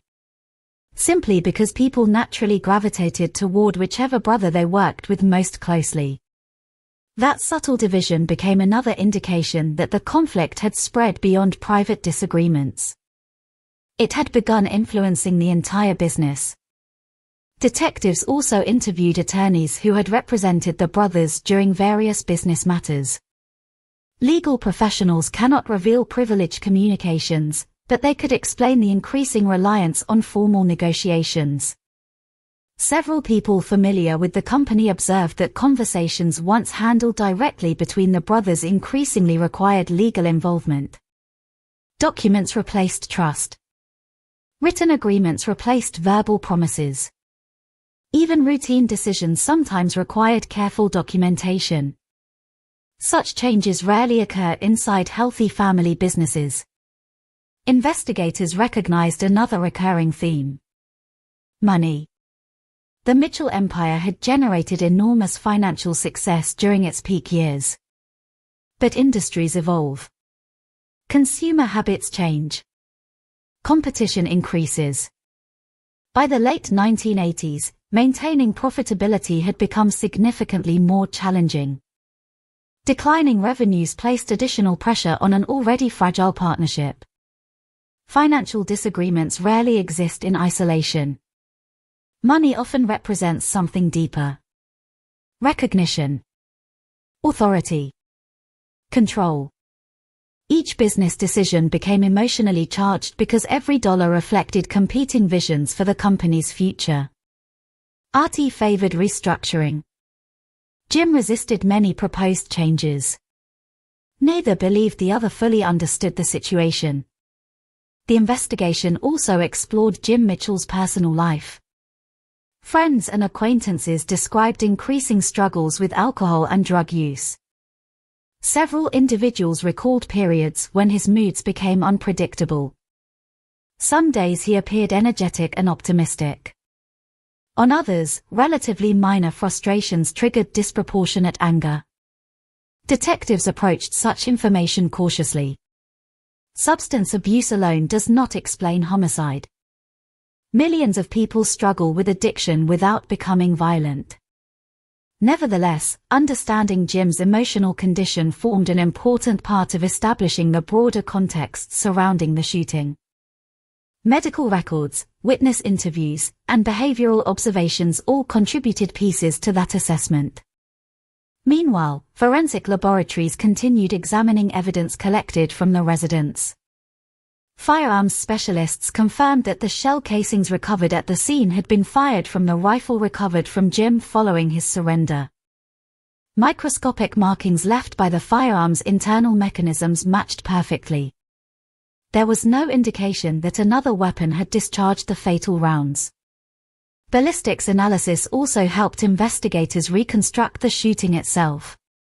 The location of cartridge cases, combined with bullet trajectories and impact points throughout the residence, supported the conclusion that multiple shots had been fired during a relatively brief confrontation. The evidence showed movement inside the house but revealed no indication of prolonged physical combat before the shooting. Crime scene analysts carefully examined bloodstain patterns throughout the bathroom and adjacent areas. Such analysis often provides insight into the positions and movements of individuals during violent events. The findings remained consistent with Artie sustaining multiple gunshot wounds before collapsing. There was no evidence suggesting that someone had attempted to manipulate the scene afterward. Nothing appeared staged. Nothing indicated efforts to disguise the true nature of the incident. Fingerprints recovered from the residence proved equally unsurprising. The house naturally contained fingerprints belonging to both brothers. Investigators found no significant evidence pointing toward the presence of unknown participants.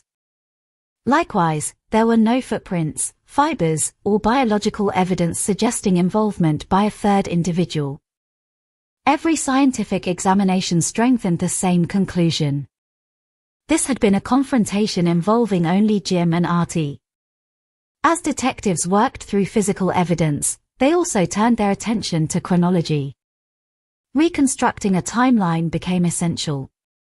Where had Jim been before arriving at the residence? Who had spoken with either brother during the hours leading up to the meeting? Telephone records, business appointments, and witness statements gradually filled gaps in the day's events. Investigators confirmed that the brothers had indeed arranged to meet. There was no indication that Jim had forced his way into the house unexpectedly. Artie had willingly allowed him inside. That detail carried important legal significance. The fatal encounter began as a voluntary meeting between family members. No evidence suggested an ambush at the doorway or an immediate attack upon arrival. What happened afterward remained known only through forensic reconstruction. Reporters covering the case quickly discovered another challenge.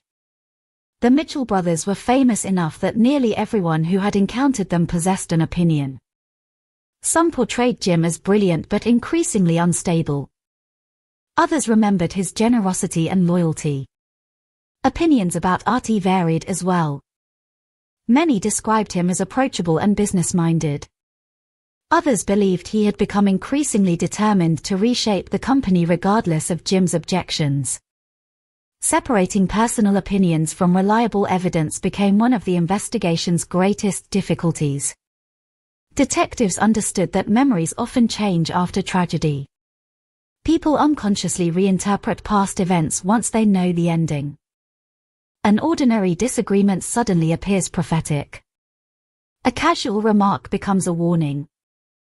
Investigators therefore compared witness statements carefully, looking for patterns supported by multiple independent sources rather than isolated recollections.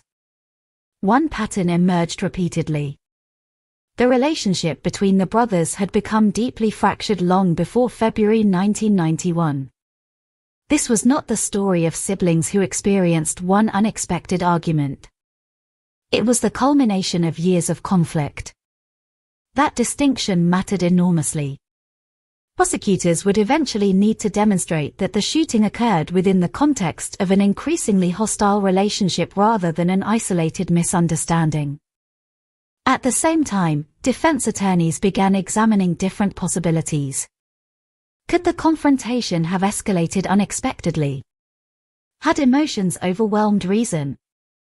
Did intoxication influence judgment? Was there evidence of provocation? Every homicide investigation eventually becomes a contest between competing interpretations of the same facts. The facts themselves rarely change. Their meaning often does. As Jim remained in custody, investigators documented his statements carefully. Anything he chose to say became part of the official record. Unlike fictional crime dramas filled with dramatic confessions, real investigations often involve brief, controlled exchanges. Suspects frequently say little. Sometimes silence itself becomes strategy. In this case, Jim acknowledged shooting his brother. The central dispute therefore shifted away from identity and toward intent. Intent is among the most complex elements of criminal law. A shooting can be intentional. An argument can be intentional. Death itself can occur under several different legal interpretations depending upon evidence surrounding state of mind, planning, provocation, and circumstance. Detectives therefore scrutinized every available detail concerning the rifle. Why had Jim brought it? Did he routinely transport firearms? Or had he armed himself specifically for this meeting? Answering that question proved difficult. Without direct evidence of planning beyond possession of the weapon itself, investigators had to rely upon surrounding circumstances rather than certainty. The case file continued growing. Photographs, laboratory reports, autopsy findings, financial records, witness interviews, business correspondence, telephone logs. Every document represented another attempt to understand how decades of shared history had collapsed into violence. As days turned into weeks, investigators reached a point familiar in many homicide cases. The physical investigation had largely concluded. No mysterious accomplices remained unidentified. No hidden evidence suddenly altered the basic sequence of events. The science consistently supported the same narrative. Now responsibility gradually shifted toward prosecutors. The evidence would soon leave the laboratory and enter the courtroom. There, every photograph would be examined. Every witness questioned. Every conclusion challenged. The investigation had answered many practical questions. Who had fired the shots? Where the shooting occurred? Which weapon had been used? How Artie died? What it could not answer with absolute certainty was the question that haunted nearly everyone connected to the case. At what precise moment had years of rivalry become irreversible violence? Was it when business disagreements turned personal? When trust gave way to suspicion? When lawyers replaced conversations? Or had the answer existed much earlier, hidden beneath decades of success while no one recognized the danger? Those questions would not be resolved by detectives. They would become the heart of a courtroom battle where prosecutors and defense attorneys would each attempt to tell a very different story about the same tragic afternoon. And somewhere between those competing stories, 12 jurors would eventually be asked to decide not whether Jim Mitchell had killed his brother. That much was no longer seriously disputed.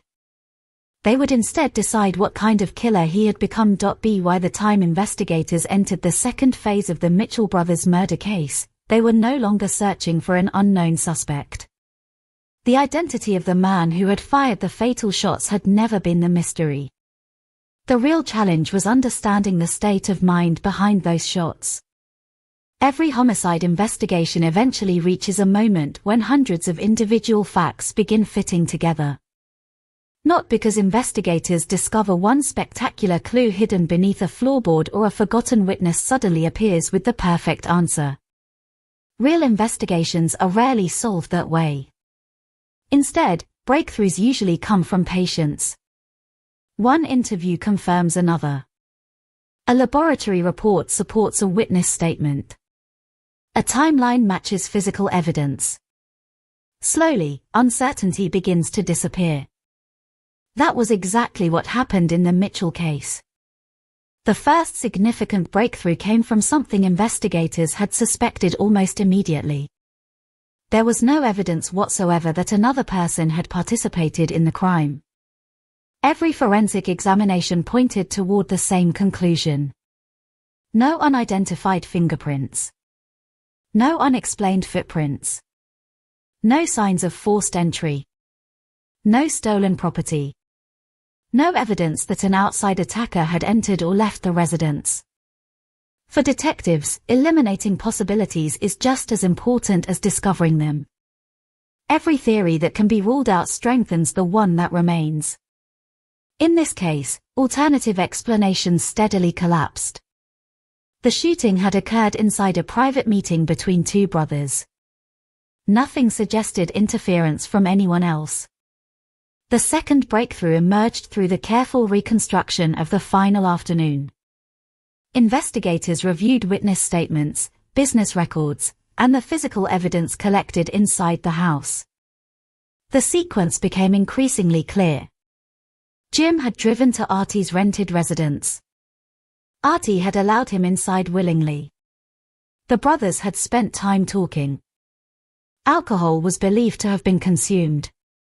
An argument developed. The confrontation escalated. Jim produced the rifle. Multiple shots were fired. Artie died inside the bathroom. Jim left the residence carrying the weapon before surrendering peacefully to responding officers a short distance away. Every major piece of evidence supported that timeline. No witness contradicted it. No forensic report challenged it. The investigation had reached a rare level of consistency. Yet consistency alone could not explain motive. That required another layer of inquiry. Detectives began examining years of business records and interviewing people who had watched the Mitchell empire evolve from the inside. Patterns soon emerged that had been invisible when viewed as isolated incidents. Arguments over company finances had become increasingly common. Decisions about future investments frequently ended in conflict. The brothers no longer trusted one another's judgment. Employees described an atmosphere in which even ordinary meetings carried an undercurrent of hostility. One former associate recalled that conversations between Jim and Artie rarely remained focused on the immediate issue. A disagreement about budgets quickly reopened disputes from years earlier. Old grievances resurfaced with remarkable speed. Neither brother seemed willing to let the past remain in the past. Investigators realized they were not looking at a relationship damaged by one event. They were examining decades of accumulated resentment. Each disagreement had added another layer. Each unresolved conflict remained buried beneath the next. Eventually, the emotional weight became almost impossible to separate from daily business decisions. Another important breakthrough came through understanding Jim's emotional condition during the period leading up to the shooting. Friends and colleagues consistently described increasing instability. His struggles with alcohol and drug use had become widely known among those closest to him. Several witnesses remembered dramatic mood changes. Periods of optimism sometimes gave way to anger with little warning. Again, detectives approached these accounts carefully. They understood the danger of allowing hindsight to distort memory. People often remember emotional behavior differently after learning someone committed a violent crime. Investigators therefore focused only on observations repeated independently by multiple witnesses. The consistency of those accounts strengthened their reliability. At the same time, detectives continued analyzing the significance of the firearm itself. The fact that Jim had arrived carrying a semi-automatic rifle remained impossible to ignore. Defense attorneys would later argue that possession of the weapon did not automatically prove a carefully planned murder. prosecutors viewed the same fact very differently. From their perspective, bringing a loaded rifle to an already strained meeting strongly suggested preparation for violence should the confrontation spiral out of control. The rifle became more than physical evidence. It became a symbol around which both sides would eventually build competing narratives. Another breakthrough occurred when investigators compared Jim's behavior immediately after the shooting with the physical evidence inside the residence. Many homicide suspects attempt to erase evidence. Some clean the scene. Others hide weapons. Some invent elaborate stories involving unknown attackers. Jim had done none of those things. He left the house carrying the rifle. He remained nearby. When officers approached, he surrendered without resistance. He acknowledged that he had shot his brother. For investigators, this behavior suggested something important. Jim had not attempted to conceal responsibility. That fact simplified certain aspects of the case while complicating others. If identity was no longer disputed, the legal battle would inevitably center on intent. Why had he fired? What had he been thinking? Could years of emotional deterioration explain his actions? Or had he already decided how the meeting would end before he ever arrived? Those questions became increasingly central as prosecutors prepared formal charges. Meanwhile, forensic specialists completed the autopsy examination. The findings confirmed what investigators at the crime scene had already suspected. Artie had sustained multiple gunshot wounds. The injuries were catastrophic. Death occurred rapidly. There was no evidence of prolonged survival following the attack. The medical findings also aligned closely with the ballistic reconstruction. Nothing about the autopsy contradicted the physical evidence recovered inside the house. The science remained remarkably consistent from beginning to end. Detectives often describe reaching a point where a case begins speaking for itself. The Mitchell investigation had reached that stage. Crime scene analysis. Ballistics. Autopsy findings. Witness interviews. Business history. Behavioral evidence. Each component supported the others. Instead of competing theories, investigators now possessed one coherent narrative. Yet the emotional complexity of the case refused to disappear. Many detectives privately acknowledged how unusual the investigation felt. They had investigated murders motivated by robbery, by organized crime, by domestic abuse, by revenge. This case belonged to none of those categories completely. At its heart stood something far more familiar and therefore more unsettling. Family. Most people imagine family as protection against the outside world. The Mitchell case demonstrated that families can also become the setting where emotional wounds deepen over years until violence seems, to one person at least, like the only remaining answer. As prosecutors reviewed the evidence, they recognized both the strengths and challenges ahead. The physical case appeared exceptionally strong. There was little room for reasonable doubt regarding who had fired the fatal shots. The challenge would lie in persuading a jury to understand Jim's state of mind at the precise moment he pulled the trigger. The prosecution believed the evidence reflected a man consumed by years of resentment, unable to accept the changing balance of power within the business he had helped create. The defense would almost certainly argue that the confrontation had spiraled unexpectedly during an emotionally charged argument fueled by alcohol, personal frustration, and deteriorating relationships. Those competing interpretations now moved steadily toward the courtroom. Outside legal circles, public fascination continued growing. The Mitchell brothers had spent decades living controversial public lives. Now their final chapter attracted a different kind of attention. Newspapers revisited the brothers' rise to prominence. Television commentators discussed the pressures of family businesses. Psychologists offered opinions about sibling rivalry. Former employees gave interviews describing life inside the company. Almost everyone searched for one decisive explanation. But real life rarely offers one.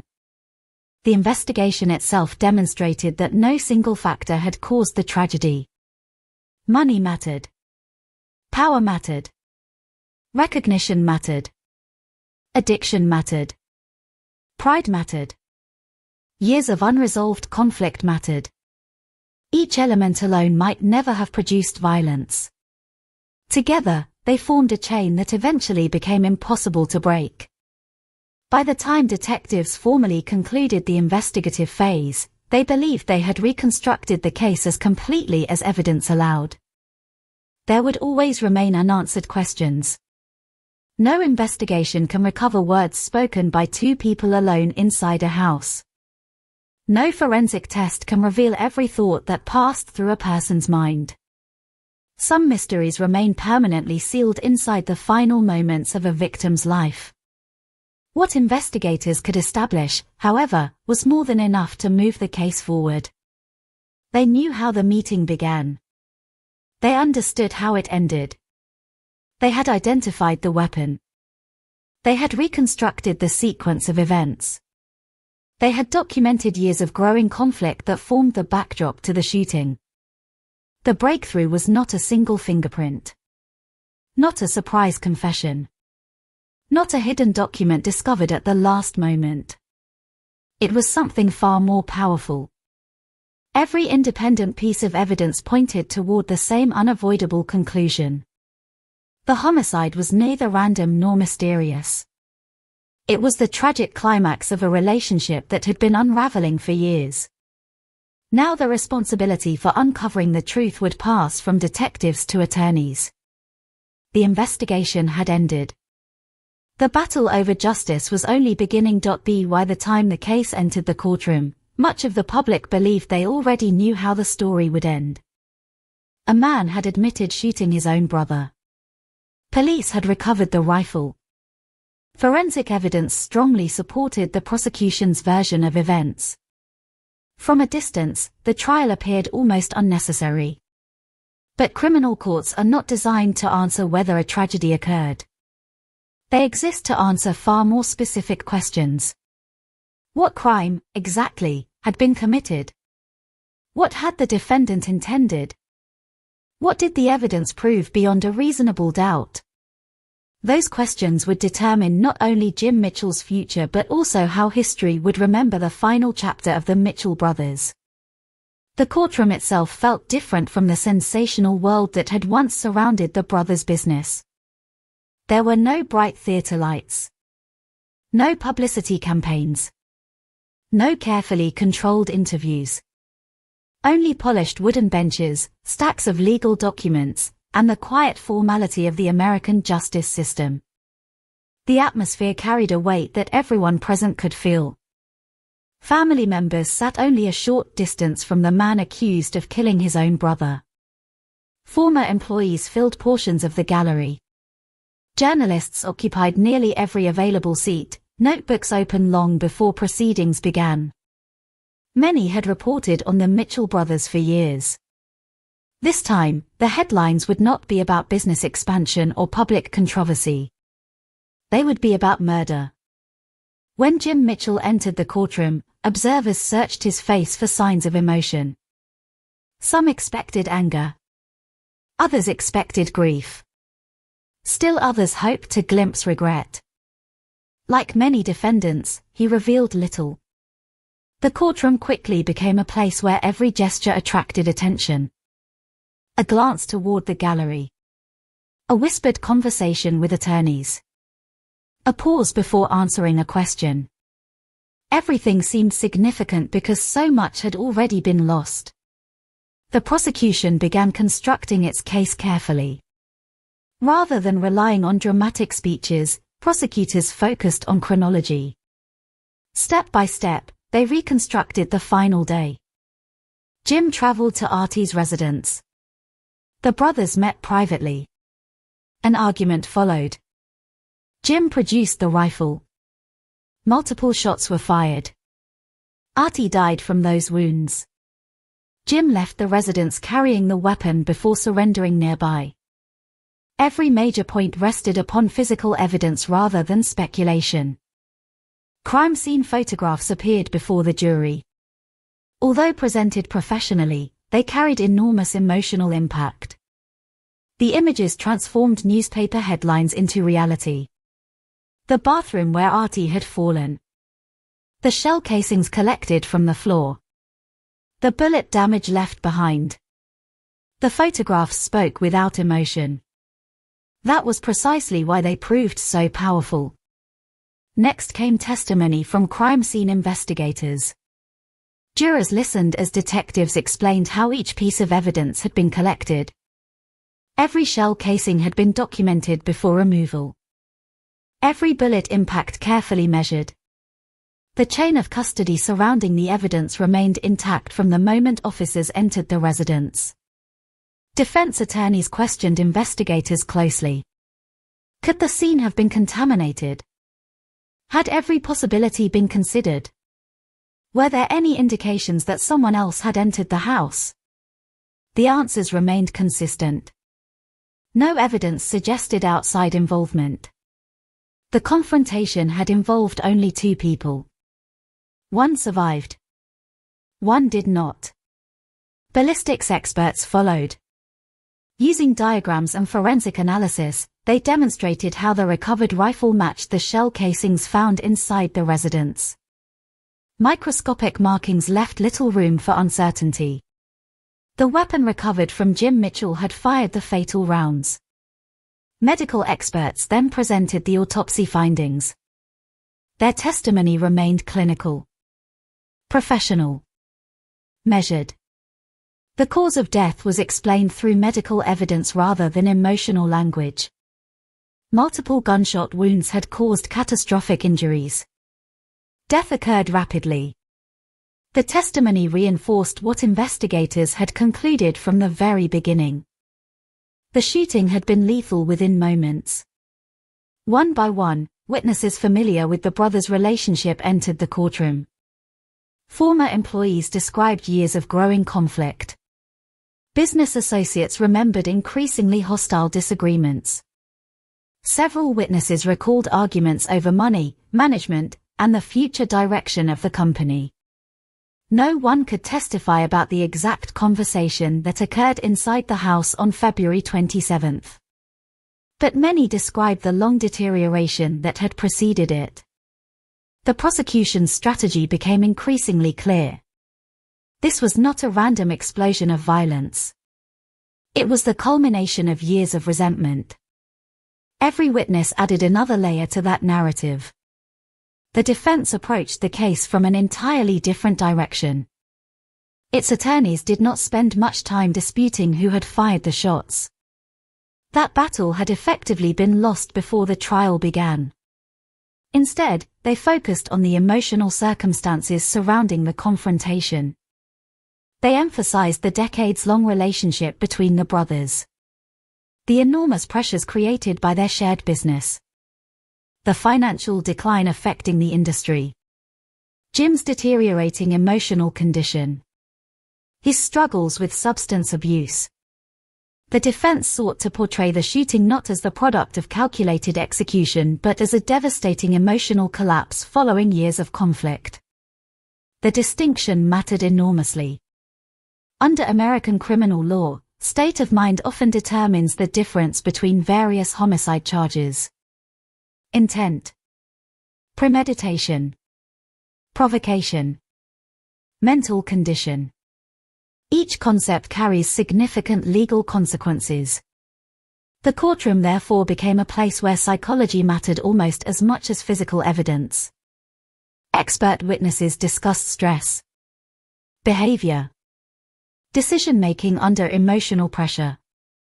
Although no expert could explain precisely what Jim had been thinking during those final seconds, they helped jurors understand how prolonged conflict may influence human behavior.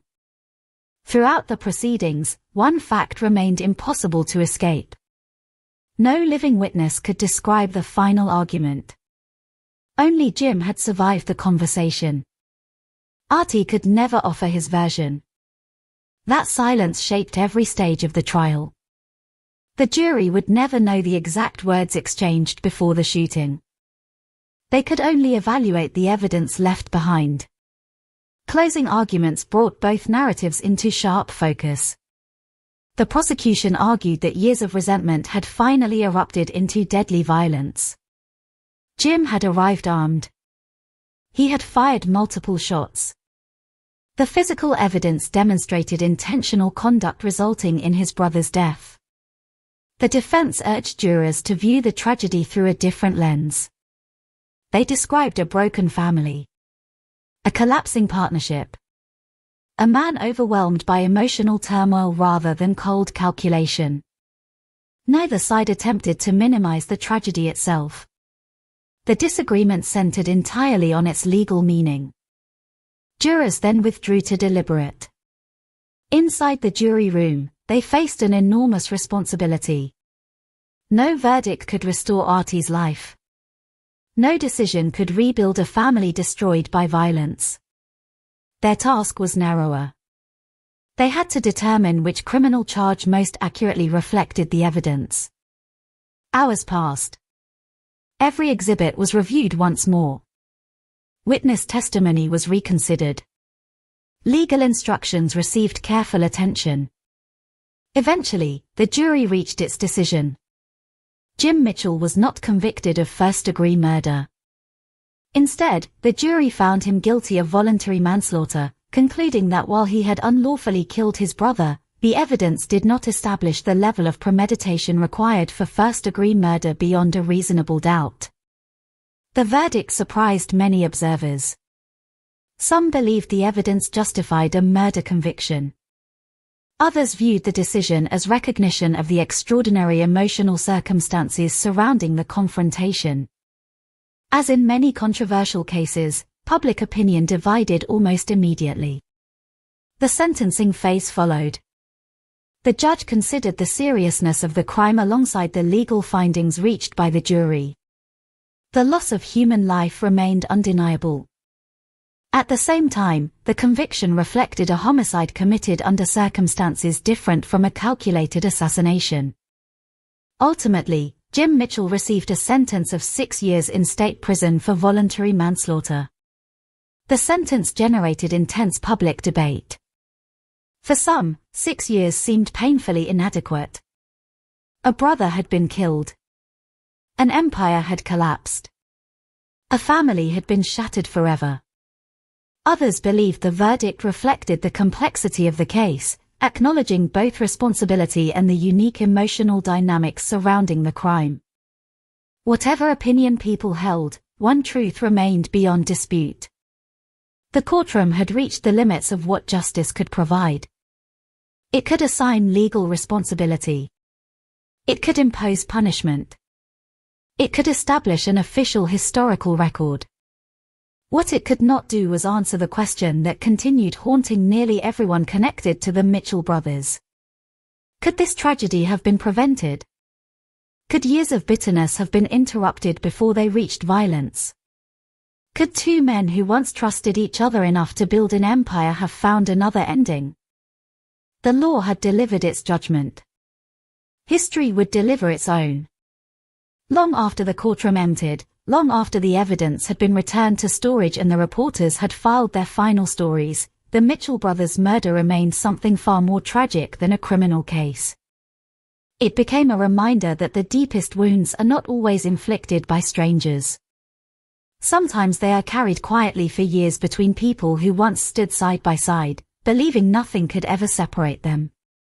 In the end, the court determined the punishment.